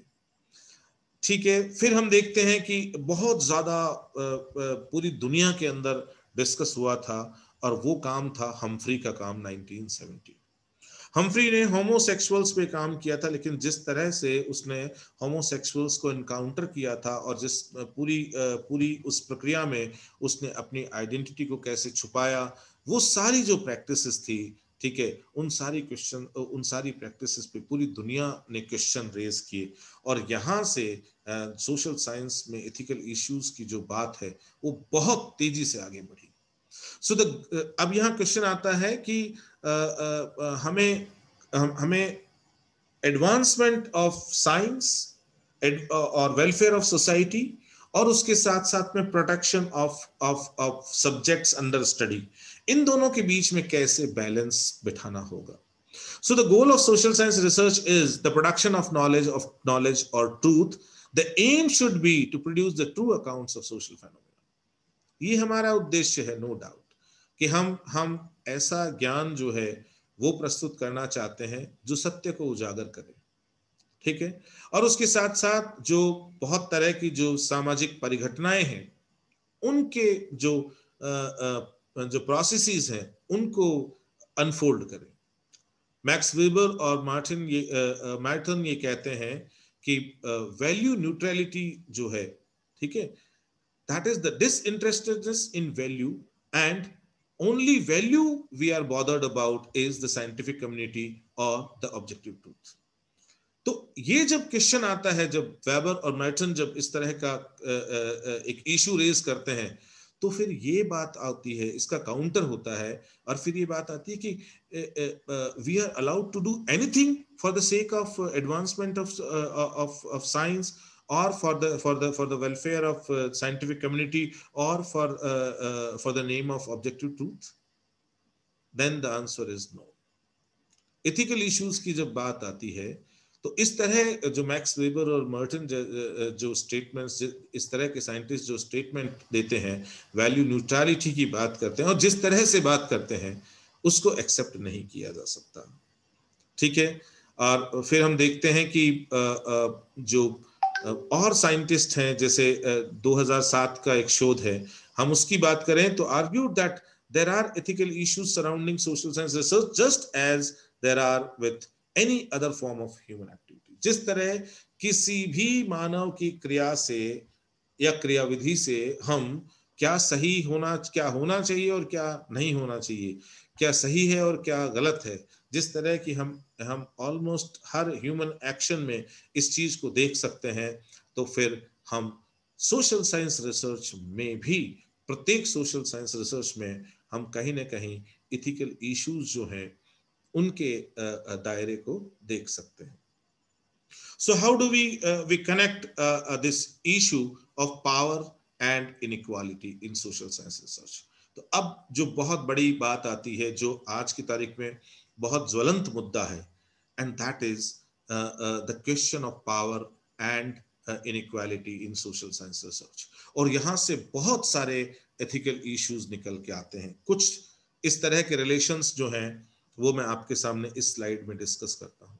जब हम बात करते हैं एथिकल स्क्रूटनी की, है ना, अर्थात हम ये देखते हैं कि कोई भी प्रोजेक्ट, कोई भी रिसर्च प्रोजेक्ट जब हम उसको जांचें और हम उस प्रोजेक्ट की के एम्स एंड ऑब्जेक्टिव से लेके उस रिसर्च प्रोजेक्ट के प्रोसीजर और को यदि पूरा हम उसकी डिटेल स्टडी करें, हम उसकी स्क्रूटनी करें, तो हम ये देखते हैं कि उसमें इथिकल स्क्रूटनी जो है वो भी एक बहुत उसका इंपॉर्टेंट पार्ट है. So the ethical issues emanate from conflicting interest between the researcher and sponsor on one side and the research participants or respondents on the other side. अब ये तीन conflicting situation मैं आपको बताता हूं. जैसे one is dominant and other is subjugated. एक जो है वो dominate कर रहा है और दूसरा subjugated है. ठीक है. अब इसके अंदर मैं आपको एक एग्जांपल देता हूं, like a funding agency and a researcher. एक रिसर्चर को एक फंडिंग एजेंसी फंड करती है रिसर्च के लिए. अब यदि फंडिंग एजेंसी, क्योंकि वो फंड कर रही है, यदि वो फंड रिलीज को एक वेपन के रूप में यूज करके, और यदि वो रिसर्चर जो है उसकी रिसर्च को अनड्यू इन्फ्लुएंस करने की कोशिश करे, क्यों? क्योंकि फंडिंग एजेंसी मान लीजिए कि किसी पर्टिकुलर डायरेक्शन में रिसर्च आउटकम्स चाहती हो, तो वहां पर क्लैश ऑफ इंटरेस्ट डेवलप होता है ना, वहां पर कॉन्फ्लिक्ट्स पैदा होते हैं. दूसरा आता है conflict of interest between the interest of science and interest of subject और पीपल बीइंग स्टडीड. जो दूसरी कॉन्फ्लिक्टिंग सिचुएशन है उसके अंदर ये बात आती है कि कॉन्फ्लिक्ट आता है number one between the interest of science और interest of subjects being studied. अब यदि आप कोई पर्टिकुलर रिसर्च कर रहे हो, इंटरेस्ट ऑफ साइंस जो है वो इस तरफ इशारा करता है कि इस रिसर्च को करने से साइंटिफिक एडवांसमेंट होगी, ठीक है. और दूसरी तरफ की यदि आप उस रिसर्च को करते हो तो पार्टिसिपेंट्स के ऊपर कहीं ना कहीं कोई ना कोई नेगेटिविटी उसकी देखने को मिलेगी. तो ये दो चीज हम देखते हैं, ठीक है. तो ये जो दोनों चीजें हैं, इसमें से हम किसको ऑप्ट करें, तो फिर यहां कॉन्फ्लिक्ट की बात आती है, ठीक है. क्या हम साइंटिफिक एडवांसमेंट के लिए उन सब्जेक्ट्स के ऊपर जो जो जो जो रिस्क डेवलप होती है, क्या हम उसको एक्सेप्ट कर लें, क्या हम हमारे सब्जेक्ट्स को रिस्क में डाल दें, ठीक है. तीसरी जो कॉन्फ्लिक्ट आती है, that is a conflict between the research supervisor and the student, ठीक है. इस पर भी अभी काफी काम हो रहा है, तो उसके अंदर भी बहुत सारे इश्यूज निकल के सामने आते हैं. जो 2 नंबर का इश्यू है स्क्रूटनी का, that is the researchers too are interested in the values that may regulate to conduct the study. बहुत सारी बार हम ये देखते हैं, बहुत सारी बार कि कहीं ना कहीं जो रिसर्चर की जो पर्सनल वैल्यूज होती हैं वो रिसर्च को भी इन्फ्लुएंस कर रही होती हैं. So the decisions we make at different stages in our research may have ethical implications, even though we may not be aware of them. हम शायद उनके बारे में जानकारी नहीं रखते हो, ठीक है, लेकिन बहुत सारी बार हमारी वैल्यूज, हमारे जो हम जिसको ये कहेंगे कि हमारा जो पूरा का पूरा जो सोशल और जो एनवायरमेंटल बैकग्राउंड है जिससे होकर हम आते हैं, कई बार वो चीजें हमारी रिसर्च को इन्फ्लुएंस करती है. Even when deciding on A topic, ये देखिए मैंने लेक्चर की शुरुआत ही इस लाइन से की थी कि ethical issues comes right from the selection of topic. Because even when deciding on a topic of the study, we are making a choice about the population to investigate, and this may have the ethical implications. जब हम शुरुआत करते हैं topic की, वहीं से हम ये बात तय होने लगती है कि हमारा शोध किस पर होगा, और वहीं से इथिकल इश्यूज जो है वो आपकी स्टडी से संबंधित हो सकते हैं. ठीक है. So in order to counter this process and this committing to the principles of justice, ensure safety and dignity for the research participants. इसमें दो बातें आती हैं. नंबर एक, strict application of normative standards और एथिकल गाइडलाइंस आर स्ट्रेस्ड. पहली बात तो ये है कि भाई आपको पूरे रिसर्च प्रोसेस में रिसर्च गाइडलाइंस को फॉलो करना चाहिए, उसकी एप्लीकेशन को सुनिश्चित करना चाहिए. And number two is that the institutional review board are established in research institutions. जैसा कि मैंने आपको एग्जांपल दिया कि फॉरेन यूनिवर्सिटीज में अक्सर हम देखते हैं कि ये इंस्टीट्यूशनल मैकेनिज्म होती है. वहाँ आपको बहुत सारे यूनिवर्सिटीज में एथिकल बोर्ड्स आपको वहाँ पर देखने को मिलेंगे. भारत में भी बहुत सारी यूनिवर्सिटीज के अंदर आज की तारीख में आपको एथिकल बोर्ड्स, इवन उन यूनिवर्सिटीज में जिनका मूल रूप से सोशल साइंस रिसर्च से लेना देना है, वहां भी आपको एथिकल बोर्ड्स जो है वो आपको दिखाई देंगे. तो जब हम एथिकल स्क्रूटनी की बात करते हैं तो यहाँ हमने दो तरीकों से उसको देखा. नंबर वन कि आपका रिसर्च प्रपोजल है उसको आप जो नॉर्मेटिव स्टैंडर्ड्स है उसके ऊपर देखें कि वो रिसर्च गाइडलाइंस का फॉलो करता है या नहीं करता. और दूसरा कि ये काम एक इंस्टीट्यूशनल मैकेनिज्म के थ्रू हो, अर्थात ये काम इंस्टीट्यूशनल रिव्यू बोर्ड्स के थ्रू हो, एथिकल बोर्ड्स के थ्रू हो, कि वो आपके पूरे वर्क को एग्जामिन करें और वो ये डिसाइड करें that you are following the ethical guidelines और नॉट. अब इसमें जो एथिकल प्रिंसिपल्स की बात आती है, इस डायग्राम से हम उसको बहुत अच्छे से समझ सकते हैं. ये देखिए यहाँ पर दो चीजें हैं. यहाँ ये डोमेन है रिसर्चर का और ये डोमेन है पार्टिसिपेंट्स का. ठीक है. And many times you find that there is clash of interest. ठीक. और वो क्लैश ऑफ इंटरेस्ट बहुत सारी बार कई तरीके के जो एथिकल इश्यूज हैं उनको रेज करता है. ठीक है. जब हम रिसर्चर के पार्ट पे बात करें तो the four important aspects are one, integrity of the researcher who is carrying out the research. That is very important. ये बहुत महत्वपूर्ण है. ठीक है.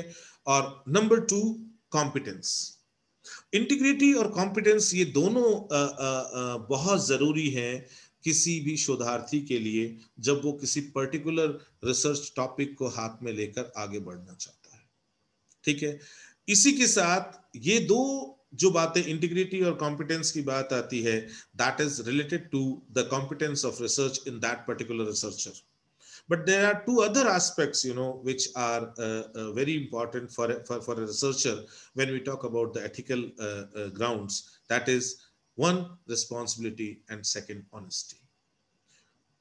The researcher must be responsible for his conduct, for his actions, for his behavior, and he must be honest. In the entire research process, and he must be honest towards the participants.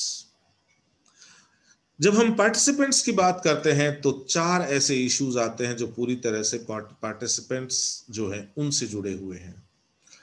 Number one, justice and dignity. That means in any research it is necessary to ensure the dignified conditions as well as the environment of just for the participants. And number two, that it is important to ensure the privacy and confidentiality.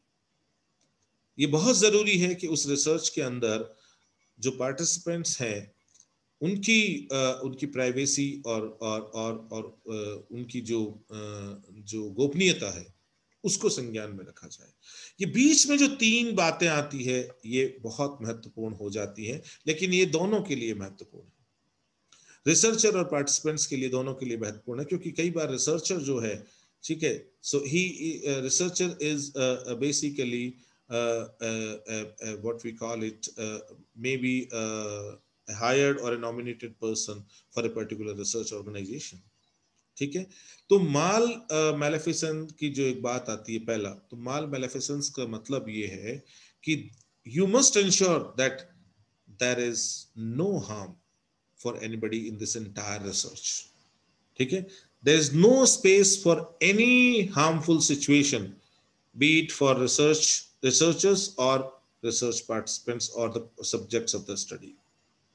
Number two, that is beneficence. Beneficence means that you must follow the risk benefit ratio analysis, one side. The second is whatever benefits are there from the research. Maybe you might get the financial outcomes due to the publication of research. It is your duty to share the fruits of the research with all the participants and subjects as well. ठीक है, आपको उस शोध से होने वाले लाभ जो हैं, शोध के तमाम भागीदार और यहां तक कि जिन पर शोध हो रहा है उनके साथ साझा करने चाहिए. And one more is that is autonomy for all, है ना, कि रिसर्च में ये जरूरी है कि रिसर्चर की और पार्टिसिपेंट की दोनों की स्वायत्तता जो है वो एक सीमा तक सुनिश्चित होनी चाहिए. अब हम बात करते हैं फंडामेंटल इथिकल प्रिंसिपल्स की, जो 4 हैं उनमें से हम बहुत माइन्यूटली अभी हमने चर्चा भी की थी. बेनिफिसेंस की बात आती है, that is the obligation to provide the benefits and balance benefits against the risk. ठीक है, और इसकी चर्चा हमने शुरू में भी की थी. तो ये बहुत जरूरी है कि इथिकल प्रैक्टिसेस के अंदर you must ensure the principle of beneficence. The second is the known maleficence, that is the obligation to avoid the causation of harm. You must avoid every condition which can be harmful for the participants as well as for the subjects under study. Then justice, right? Obligations of fairness in distribution of risk and benefit. Okay, so there must be the equal platform for all. Okay, there must be an environment of a fair this practice. ये चारों principal है जिसकी बातें अभी हमने की थी. Ethical procedures इन social science research की जब हम बात करते हैं, ठीक है, ये सारा ग्राउंड तय करने के बाद में तो वो आती है बेसिकली 1970s में जब हम्फ्री का वर्क पब्लिश हुआ था. उसके बाद में ये ड्राइव बहुत तेज हो गया और यहां से बहुत सारी बातें जो सामने आई. That is shortly after the publication of Humphrey's work, there was a considerable outcry against the covert research. Covert research में क्या होता है कि जो रिसर्चर होता है वो अपनी आइडेंटिटी को छिपाकर और वो रिसर्च पार्टिसिपेंट्स के बीच में रहकर और वो रिसर्च के लिए मटेरियल इकट्ठा करता है. ठीक है, इंफॉर्मेशन इकट्ठा करता है, ऑब्जर्वेशंस को नोट डाउन करता है. ठीक है, invasion of privacy, then misrepresentation of researchers' identity and deception commonly being practiced during the course of research. ये issues shoot up कर गए बहुत तेजी से रिसर्च के डोमेन में. इन पर चर्चा शुरू होने लगी और ये देखा गया बाद में कि इन प्रिंसिपल्स की एप्लीकेशन केवल और केवल फील्ड रिसर्च और एथनोग्राफी तक सीमित नहीं है. यदि हम सोचें कि ये केवल वहीं तक सीमित है, ये वहीं तक सीमित नहीं है. ये आज की तारीख में यदि आप डिजिटल इंटरव्यूज कंडक्ट करते हो, यदि आप ईमेल के थ्रू सर्वे करते हो, then also you know these things are applicable on your research. तो ये मत सोचिए कि यदि हम फील्ड में नहीं जाते हैं, ठीक है, तो फिर ये सारे मुद्दे जो है वो हमारे शोध से जुड़े हुए नहीं हैं. ये सारे मुद्दे हमारे शोध से जुड़े हुए हैं. चाहे आप डिजिटल मोड पे सर्वे करें, चाहे आप डिजिटल मोड में 2 तरीके हो सकते हैं. एक तरीके जिसमें हम 1-to-1 विजुअल इंटरेक्शन कर सकते हैं जैसा कि अभी हम लोग कर रहे हैं. ठीक है, and there can be another way, that is through email, you know, when only the electronic message you are sending and getting the response only through the electronic message. अब देखिए, अब हम यदि हमारे सारे काम को समराइज करें इतना सारा समझने के बाद में, और हम ये देखें कि कौन कौन से इश्यूज हैं जो हमारे इर्द गिर्द देखने को मिलते हैं और जिनका कहीं न कहीं इथिकल कंसर्न है। तो उसको हम शुरुआत करते हैं यहाँ से। See first moral principles, and moral principles is a wider basket. ये बहुत बहुत एक बड़ा दायरा है, ठीक है। उसके अंदर फिर हम चलते हैं एथिकल प्रैक्टिसेस, मतलब जो प्रैक्टिसेस स्वीकार्य है ना। Then we must this focus on values. उनकी भी वैल्यूज पर फोकस करना चाहिए हमें जिन पर हम शोध कर रहे हैं, ठीक है। और उसके साथ साथ हमें यह भी कोशिश करनी चाहिए कि हम कहीं हमारी वैल्यूज, जो शोधार्थी है वो अपनी वैल्यूज को कहीं दूसरों के ऊपर इम्पोज तो नहीं कर रहा। देन प्राइवेसी, बहुत जरूरी है कि आप जो है वो लोगों की, जो आपके रिसर्च पार्टिसिपेंट्स और जो स्टडी सब्जेक्ट्स हैं, आप उनकी प्राइवेसी पर विशेष ध्यान दें। Honesty, it is a very sound ethical principle that you must be honest towards your research as well as towards your research subjects, towards your subjects of your study. Beneficence, you must share all kinds of benefits of your research with all stakeholders. आपको जितने भी तरह के लाभ आपके शोध से प्राप्त होते हैं, आपको शोध में भागीदार तमाम लोगों के साथ, आपके शोध में जुड़े साथी और आपके शोध में जो उत्तरदाता हैं या जिनका आप ऑब्जर्वेशन करते हैं, आपको वो लाभ सबके साथ साझा करना चाहिए। Then autonomy, you must respect the autonomy of yours as well as the autonomy of your research participants and subjects. तो ये ध्यान रखना, आपको अपनी स्वायत्ता के साथ साथ आपको, क्योंकि आप आपके शोध में ह्यूमन जो है वो सब्जेक्ट के रूप में है, तो you must ensure the autonomy of all stakeholders again. Then known maleficence, that means that in every possible conditions you should avoid the harmful situations.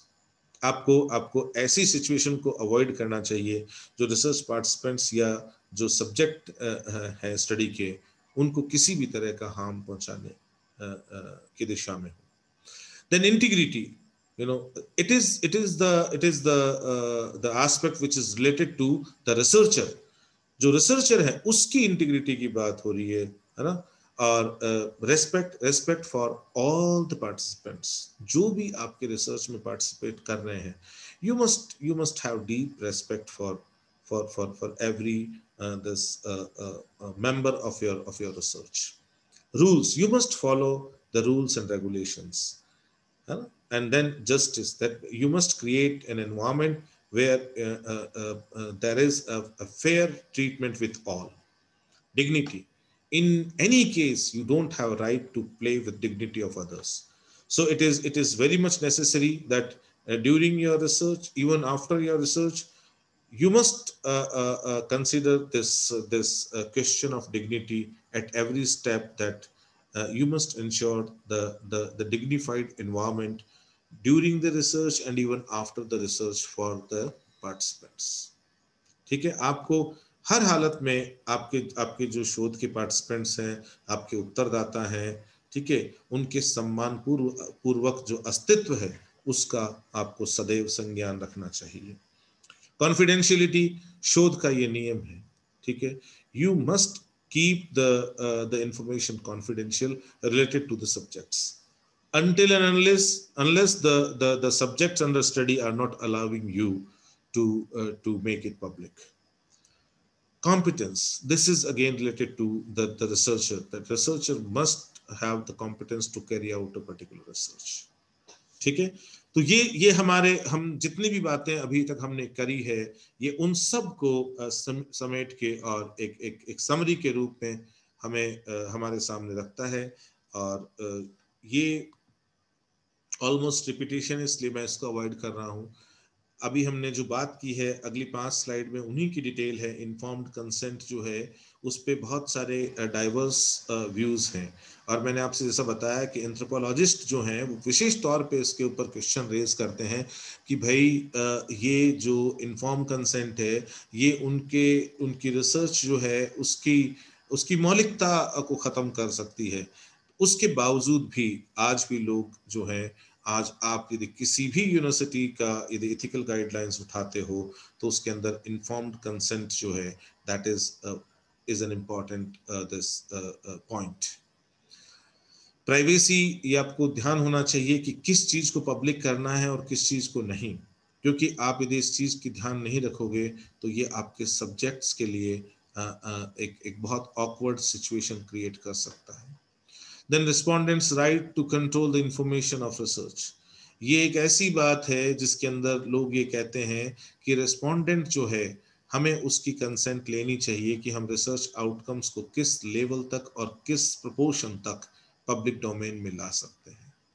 ठीक है, देन हाँ, ये इसके लिए कहा जाता है कि for the sake of scientific advancement or for the sake of community advancement, you are not allowed to operate, this or you are not allowed to take any kind of research on the human subjects, right? You must ensure the risk management first, and then only you can go for the research. ठीक है, आपको ethical issues कहते हैं कि for any research first you should ensure the risk management. उसमें जो participants हैं उनके लिए रिस्की एनवायरनमेंट क्रिएट नहीं होना चाहिए और उनको किसी तरह का कोई नुकसान नहीं होना चाहिए। Even society at large, society को भी किसी तरह का हार्म उस शोध से नहीं होना चाहिए। एक्सप्लॉयटेशन, शोषण, एथिकल इश्यूज के दायरे में इस बात को स्वीकार किया जाता है कि इंटरेस्ट ऑफ क्लैश हमें देखने को मिलता है। हमने 3 एरियाज में इंटरेस्ट ऑफ क्लैश देखे थे। जैसे हमने देखा कि स्पॉन्सर एजेंसी और रिसर्चर के बीच में, है ना। हमने देखा कि बहुत सारी बार for the interest of science and for the interest of subjects under study, उनके बीच में क्लैश हो सकता है। Then there can be clash between the supervisor and the scholar or the student, ठीक है, research scholar। तो ये बहुत सारी चीजें हमने देखी। कुल मिला के जो एथिकल इश्यूज से रिलेटेड बात है वो ये है कि there must not be any condition of exploitation. Then the consequences of future research, for future research, हमें ethical issues are often difficult to define and harder still to work with, yet all researchers involves ethical decision making। सारी research जो है उसके research implications होते हैं, तो हमें ये ध्यान रखना चाहिए कि किसी भी रिसर्च के फ्यूचर कॉन्सिक्वेंसेस क्या हो सकते हैं। ठीक है, there are some ethical issues which are important for Indian scenario। मैं बहुत जल्दी इसको quickly खत्म कर दूंगा। This is almost the last slide, right? So the 12 general principles are there. One is essentiality, शोध जो है वो कितना प्रासंगिक है, कितनी उसकी उपादेयता है ना। Then the volunteerness, informed consent and community agreement। हमें ये ध्यान रखना है कि जिन पर शोध हो रहा है, ठीक है, वो हर हालत में जो शोध है ना वो वॉलंटियर ग्राउंड्स पे होना चाहिए। नॉन एक्सप्लॉयटेशन की स्थिति हमें देखने को मिलनी चाहिए। देन प्राइवेसी और कॉन्फिडेंशियलिटी को हर हालत के अंदर इंश्योर किया जाना चाहिए। Then precaution and risk minimization, that means in a broader sense we can say that risk management must be there। Then professional competence, जो रिसर्च को कंडक्ट करने वाले लोग हैं उनकी जो रिसर्च कॉम्पिटेंस है वो इंश्योर होनी चाहिए। Accountability and transparency must be there. ठीक है, then maximisation of public interest and of distributive justice. हमारा पूरा शोध जो है वो कहीं ना कहीं आम लोगों के वेलफेयर के लिए डायरेक्टेड होना चाहिए और उसके अंदर लाभ के प्रतिफल जो है न्याय संगत होने चाहिए। देन इंस्टीट्यूशनल अरेंजमेंट, जैसे हमने एथिकल बोर्ड्स वगैरह की बात की उसकी चर्चा आती है। ठीक है, देन पब्लिक डोमेन, इसमें क्या आना चाहिए और क्या नहीं आना चाहिए, ये एथिकल इश्यूज के ग्राउंड पे जज हो जाना चाहिए। देन टोटलिटी ऑफ रिस्पॉन्सिबिलिटी, हमें हर स्टेप के ऊपर कहीं ना कहीं उत्तरदायित्व जो है उनको फिक्स करना चाहिए. And then it is very important that is compliance. It is not important to just make the rules. The important is that you must ensure the compliance of rules and regulations. ये कुछ major research मिसकंडक्ट्स हैं जो जो आप सब जानते हो. Fabrication है, घर बैठे डेटा बना लेना और कर लेना, ये सब माल प्रैक्टिसेस है शोध में. देन फाल्सिफिकेशन में क्या है कि मैनिपुलेटिंग द रिसर्च आउटकम्स, ठीक है, और उनको डिजायर्ड डायरेक्शन के अंदर उनके रिजल्ट तैयार करना, ठीक है. प्लेजरिज्म, साहित्यिक चोरी, ये सब आप जानते हो. These are few important sites you can visit, right? So you can just read out the ethical guidelines of all these institutions. American Psychological Association hai, the Economic and Social Research Council UK, then the Association of Social Anthropologists UK, then Australian government and the Economic and Social Research Council UK. आप यदि इन सब के guidelines को यदि आप एक बार पढ़ते हो तो आपको क्लियर कट आइडिया लगेगा कि रिसर्च का जो डोमेन है उसमें एथिकल इश्यूज जो हैं उनका क्या मायना है, ठीक है, और एथिकल इश्यूज के अंदर किस किस तरह की बातों को शामिल किया गया है. Lastly, I just want to acknowledge my friend Asima Jaina, because the entire presentation which I have presented in front of you, this presentation was due out of the work of Asima Jaina in terms of ideas and structure of the presentation. And she is assistant professor in Department of Sociology, University of Hyderabad. I convey my sincere thanks and gratitude towards the Asima Jaina, because she permitted to use his ideas and his structures for the presentation on this platform. Thank you very much. Thank you very much, sir. Thank you so much for your very systematic, organized, and deeply informed presentation on research ethics. Now, at first, I would like to invite our scholars to ask any question, anything which they want to know about. Anyone? Good afternoon, sir. Good afternoon. Sir कोई भी research work है वो time period और society के उसकी जो importance है वो टाइम पीरियड और सोसाइटी के हिसाब से चेंज होती रहती है. तो सर हमारा जो present Vaibhav, you got mute. Vaibhav, you got mute. कैसे डिसाइड होगा sir? Vaibhav, repeat your question. You got muted in between. अच्छा सर, मतलब कि हमारा जो रिसर्च वर्क, कोई भी रिसर्च वर्क होता है सर, वो टाइम पीरियड और सोसाइटी के अनुसार उसकी जो इम्पोर्टेंस है वो चेंज होती रहती है. सर तो वो प्रेजेंट टाइम में हमारा जो रिसर्च वर्क है वो कितना एथिकल है वो कैसे डिसाइड होगा सर? क्योंकि सर कुछ ठीक, I got your question, right. देखिए, हम जब एथिकल इश्यूज की बात करते हैं तो एथिकल इश्यूज जो हैं वो डायनामिक इन नेचर है. वो उसमें ऐसा नहीं है कि एथिकल इश्यूज आज से 5 दशक पहले जब एथिकल इश्यूज की बात चल रही थी उस समय लोगों ने कहीं भी सोचा भी नहीं होगा कि साइबर क्राइम नाम की भी कोई चीज इतनी ज्यादा प्रोमिनेंट हो जाएगी. और आज की तारीख में ये बहुत ज्यादा प्रोमिनेंट हो गई, ठीक है. अब आप जैसे मान लीजिए किसी का इंटरव्यू लेते हैं तो पहले ठीक है आपके पास में जैसे मान लीजिए इंटरव्यू को रिकॉर्ड करने के लिए डिवाइस होता था. पार्टिसिपेंट यदि आपसे कहता है no I am not interested in recording, so you can simply stop this recording, है ना. आज की तारीख में जैसे अभी जब ये मीटिंग शुरू हुई, so when after this before starting the recording, this organizers asked me that sir, we are going to record this meeting, do you have any problem? Then I mean they informed me and they have taken my consent, ठीक है.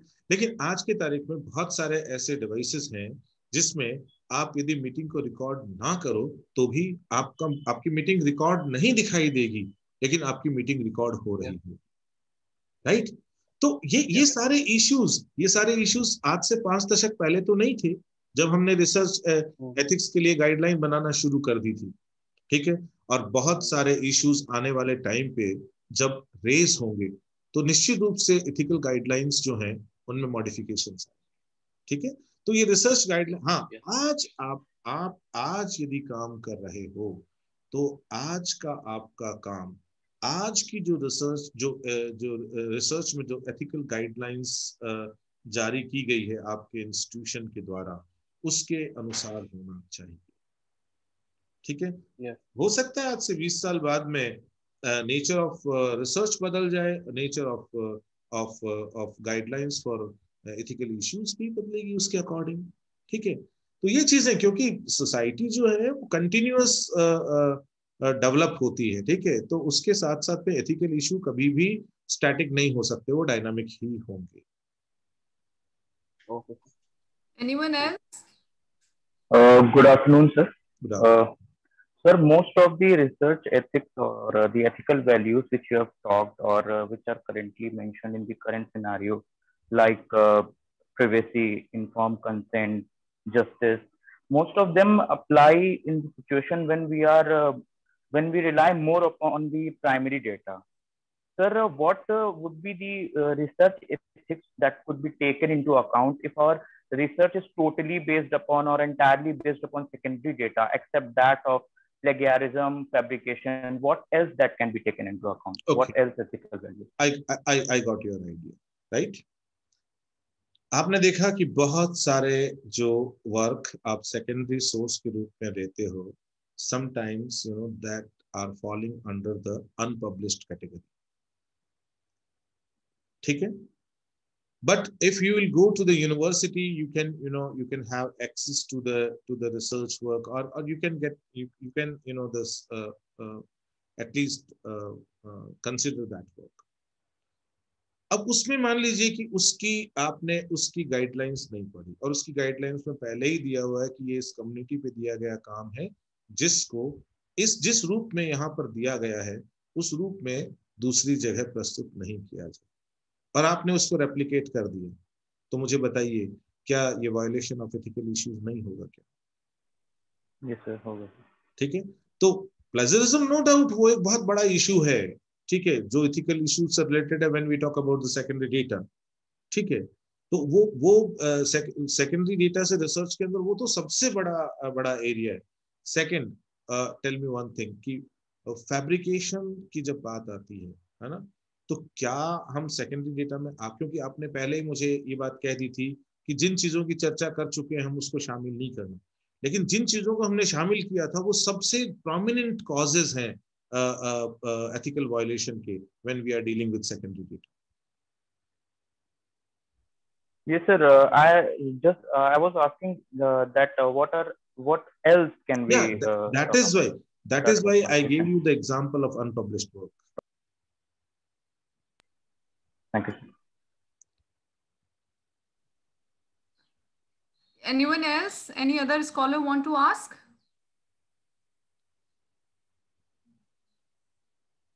Utkarsh, Mukul. Okay. Please unmute yourself if you want to ask or raise hand. Okay. So anybody, any student, if he or she wants to ask any question, please be free. क्योंकि आप लोग emerging मानव प्रतिभागियों के साथ शोध करने का नैतिक औचित्य क्या होगा? मानव प्रतिभागियों के साथ शोध करने का नैतिक औचित्य क्या हो सकता है? जी सर। तो मुझे एक बात बताइए कि आप क्या मनुष्य के व्यवहार को बिना उन पर शोध करे आप जान पाओगे क्या?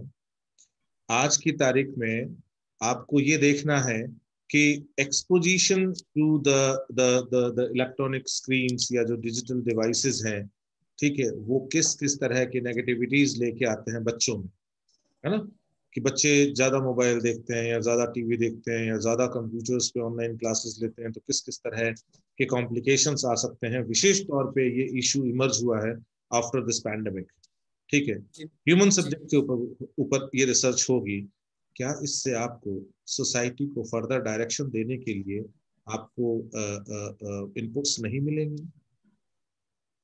क्या आपको इस बात के लिए इनपुट्स नहीं मिलेंगे कि हमें यदि इन डिजिटल डिवाइसेस पे यदि हमें निर्भर होना है तो उसका लेवल क्या होना चाहिए, हमें ब्रेक कहाँ लगाने चाहिए। क्या आपको इस बात के इनपुट्स नहीं मिलेंगे कि इस तरह के डिवाइसेस से यदि बहुत सारे तरह की यदि मानसिक बीमारियां पैदा हो रही है तो हमें इनके यूज को किस तरह से रीडायरेक्ट करना चाहिए, कौन से ऐसे यूज हैं जो इस तरफ हमें लेके जा रहे हैं। क्या कोरोना पैंडेमिक से जिन लोगों ने अपने नियर डियर्स को खोया है, क्या उनकी मानसिक स्थिति पर शोध नहीं होना चाहिए ताकि जो लार्जर जो सोसाइटी है ना, उसको कम से कम इसके दुष्परिणामों से बचाया जा सके। तो यदि आप यदि सोशल साइंस में बात करते हैं और आप यदि सोसाइटल वेलफेयर की ओर बढ़ना चाहते हैं तो बहुत सारे शोध जो हैं वो बहुत प्रासंगिक हो जाते हैं समाज को सही दिशा में आगे ले जाने में। बिना ह्यूमन सब्जेक्ट्स के ऊपर शोध किए हम उस तरह की चीजों को निकाल कर बाहर नहीं ला सकते। ये ठीक वैसे ही है जैसे किताब में आप पढ़कर कभी भी साइकिल चलाना नहीं सीख सकते। ठीक है, बहुत सारी चीजें अनफोल्ड होती है when you go in the field, when you talk to people, right, और when you take the ideas of others, तब जाके और बहुत रिफाइनमेंट आता है इश्यूज में जिनको हम डिस्कस करते हैं। यही तो रिसर्च की रेलेवेंस है। ठीक है मुकुल, आई थिंक जी जी जी जी बिल्कुल sir. Thank you so much, sir. Thank you for your Vaibhav, you want to ask something? Yes ma'am, sorry sir, लेकिन सर जैसे अगर ये मानव प्रतिभागियों पर करना उचित है तो सर अगर स्टैनली मिलग्रैम और इनके हम्फ्री के भी कार्यों को देखा जाए तो उनको भी तो सर सही माना जा सकता है। और मतलब कि सर डिफरेंट कंट्रीज में अभी भी ऐसे मतलब वर्क चल रहे हैं जो जो एथिक्स है डिफरेंट कंट्री में सर अलग अलग तरीके के हैं, लेकिन उनसे सर अभी भी तो जो ह्यूमन है वो प्रभावित तो हो रहे हैं सर ना, अफेक्टेड तो हैं सर। देखिए वैभव, उसी चीज को मैंने अपने प्रेजेंटेशन में बताया था। हाँ, हम ये नहीं कह रहे कि ह्यूमन पार्टिसिपेंट्स नहीं होने चाहिए, ये कोई रिसर्चर नहीं कह रहा है इस बात को। ठीक है, ह्यूमन पार्टिसिपेंट्स जो है वो रिसर्च में रहेंगे, ह्यूमन सब्जेक्ट्स पर भी रिसर्च होगा। बात ये आती है कि पहले कोई एथिकल गाइडलाइंस नहीं थी। तो जैसे कि हमने बात की शुरू की जो दूसरी स्लाइड में, what are the importance, what are the areas of importance of discussing about the ethical issues in research, उसमें जो बातें, जो 6 बिंदु हमने उसके अंदर बात की थी, हमारा ध्येय है कि उन 6 बिंदुओं को सोशल साइंस रिसर्च में अप्लाई करना थ्रू द एथिकल गाइडलाइंस। ठीक है, ताकि जो पार्टिसिपेंट्स उनको प्रोटेक्शन मिले, हार्मफुल कंडीशंस डेवलप ना हो। ठीक है, अब यदि हम ये सोचें कि एथिकल इश्यूज जो हैं वो सारे समाज में एक जैसे होंगे तो ये हमारी गलत अवधारणा होगी।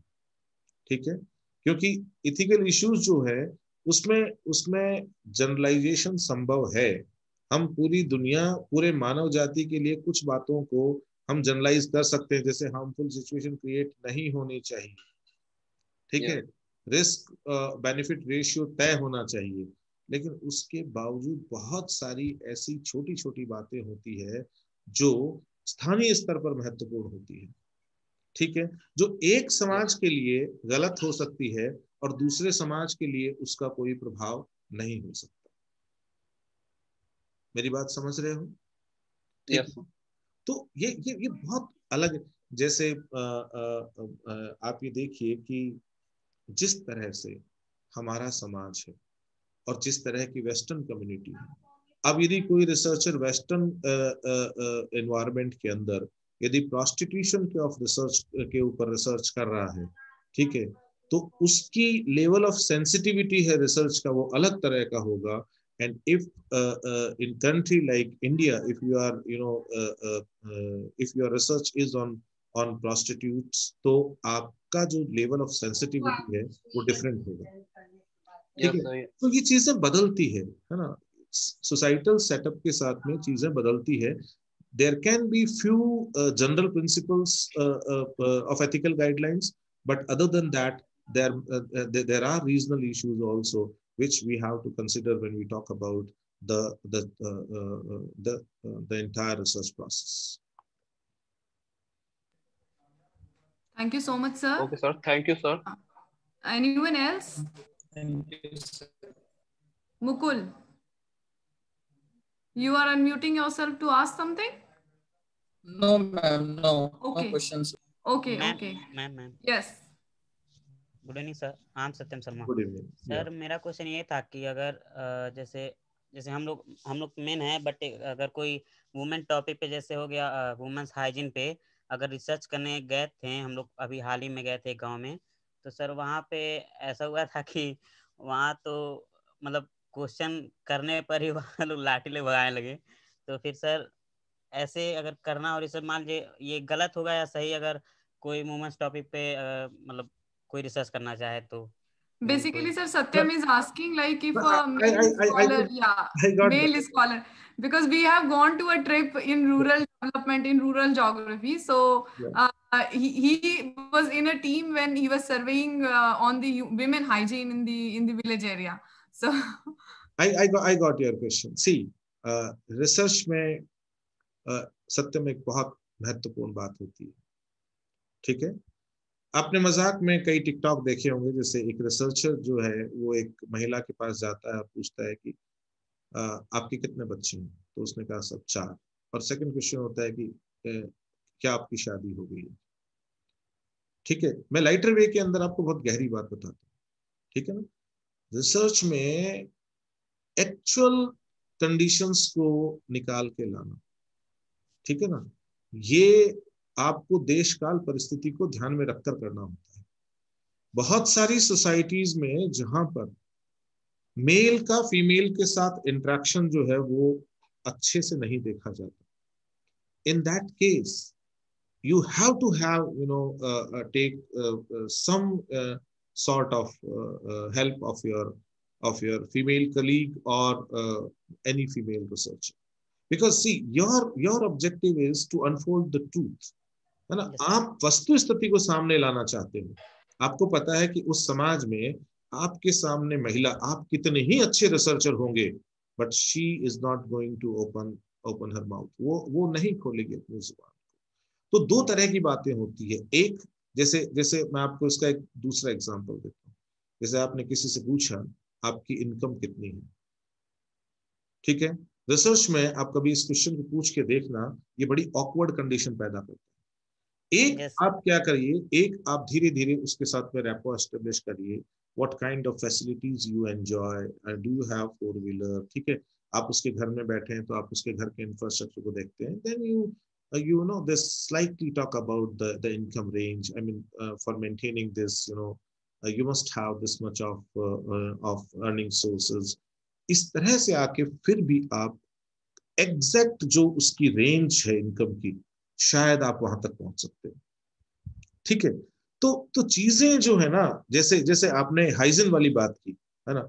मैं ये कहता हूं कि आपके वहां पर यदि आप रिसर्च करते करते, हालांकि Ruchi is also very expert in field research, but if you while doing the research, यदि आप इसमें क्वेश्चंस को मोल्ड करते हैं और पहले आप उनसे पूछते हैं कि आप सामान्यतः कौन कौन सी बीमारियों से ग्रसित होते हैं, किस किस तरह के रोग यहाँ पर महिलाओं में ज्यादा पाए जाते हैं, ठीक है, और फिर आप उनसे पूछते हैं ये रोग यहाँ ज्यादा क्यों होते हैं, हो सकता है कि धीरे धीरे the questions related to hygiene, you get either direct or indirect answers for that, ठीक है। तो इसके लिए आपको जैसे पायलट सर्वे करना चाहिए, है ना, ठीक है। वहां पर निकल के आती है चीजें कि आपने सवाल किस तरह पूछे, जवाब किस तरह आए, ठीक है, और आपने देखा कि यदि आप उस सवाल को दूसरी तरह से पूछते हैं तो रियलिटी कैसे एक्सपोज होती है।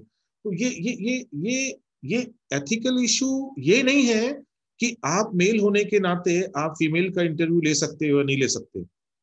बात यह है कि आपके पूछने से यदि उसके लिए ऑकवर्ड कंडीशंस पैदा होती है, ठीक है, so then the question of ethics arise, ठीक है।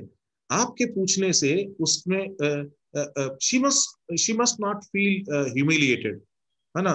तो यहाँ यदि इस तरह की बातें हैं, यदि आपका सब्जेक्ट ऑफ स्टडी इस तरह से ह्यूमिलिएटिंग फील कर रहा है, और सपोज आपके क्वेश्चन बाद पूछने के बाद हो सकता है कि अगले कई दिनों तक उसके दिमाग में ये आए कि क्या पुरुष समाज आज तक आजकल इन बातों को इतना फ्रैंकली डिस्कस करने लगा है। ठीक है, मेरा कहने का मतलब ये है कि उसके कई इम्प्लीकेशंस हो सकते हैं।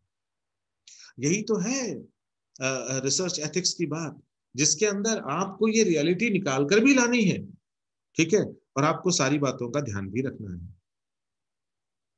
Thank you sir. ठीक है, welcome sir.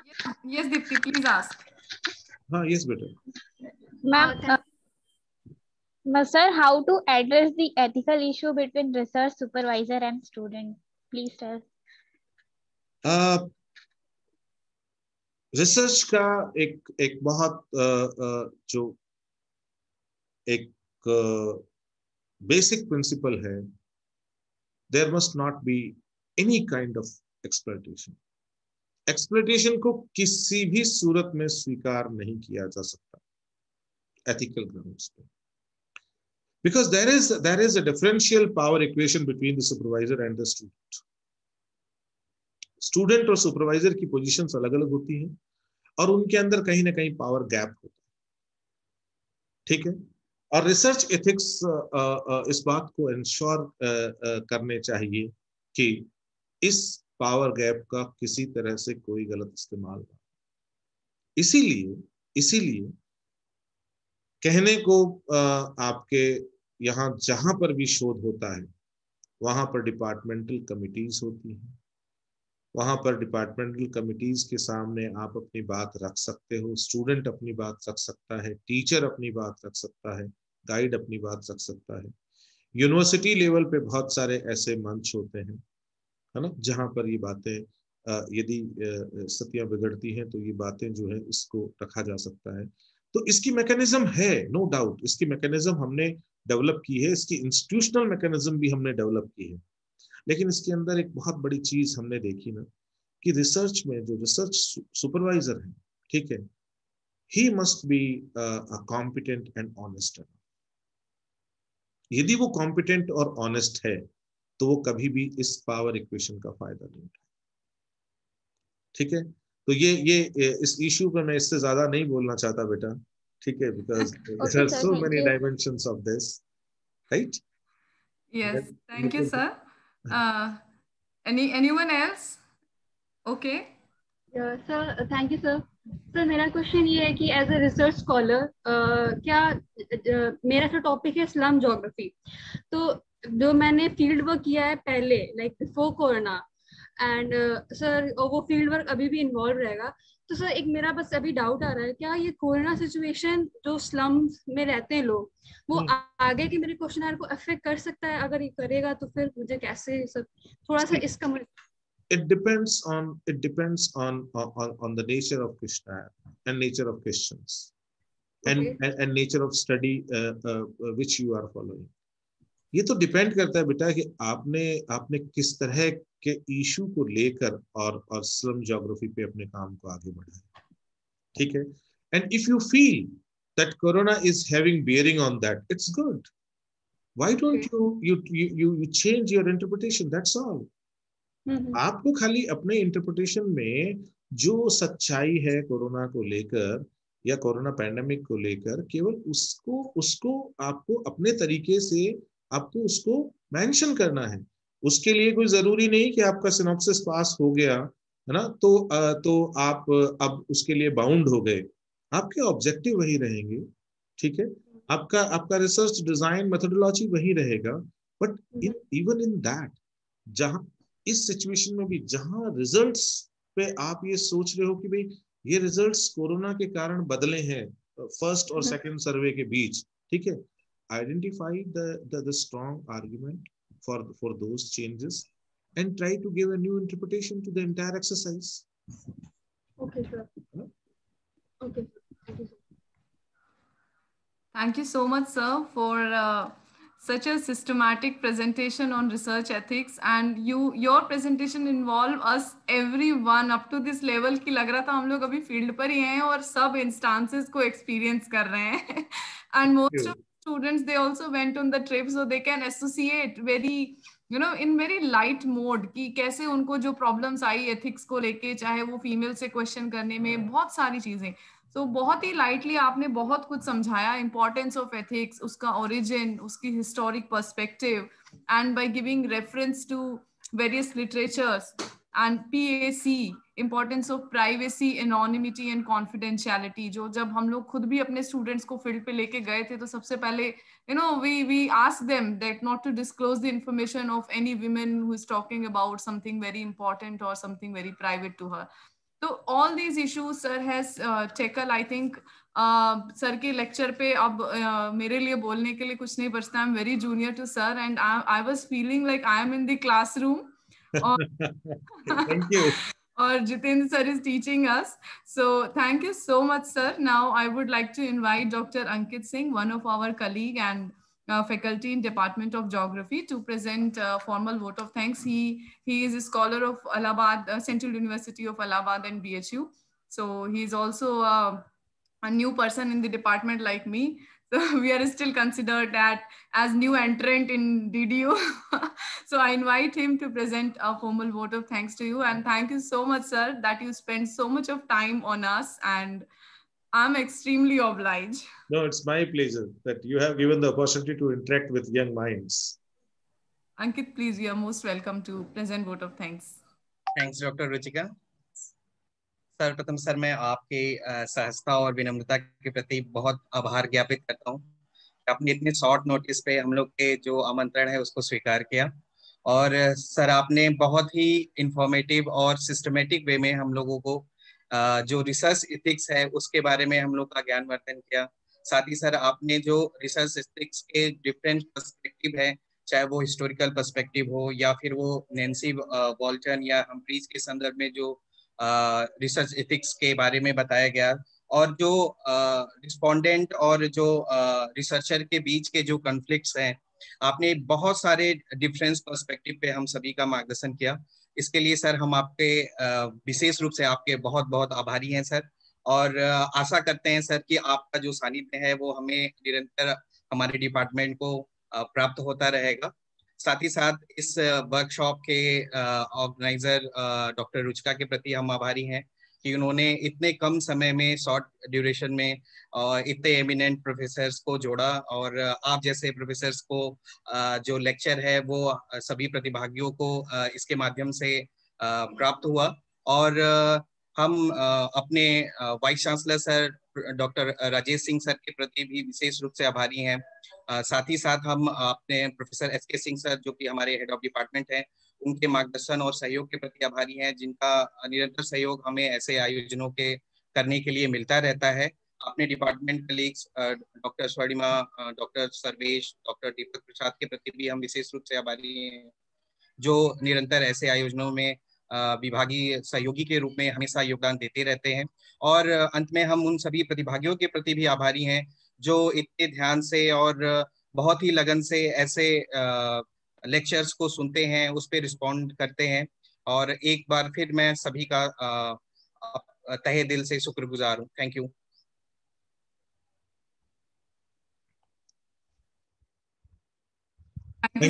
Thank you very much, and thanks to all the participants who spared the time and listened the entire lecture very carefully. Thank you. Sir, अब आपको हम बुलाते रहेंगे, परेशान करते रहेंगे. आपका लेक्चर सर हमने इसीलिए लाइव किया है. The motive is that कि बहुत सारे participants ऐसे थे जो ऐड नहीं हो पाए थे because of this 100 limit. So we thought कि we will go live on Facebook page. मैं आपके साथ लिंक भी शेयर कर दूंगी, so that those who are not able to join us, they can hear this lecture in the later times, because this is very beneficial and very fruitful. I think will be very fruitful to everyone. मैंने बहुत कुछ नया सीखा. So thank you so much, sir. Welcome. May I leave now, Ruchika? Yes, sir. Have a good day. Thank you, sir. Bye. Thank you. Same to you.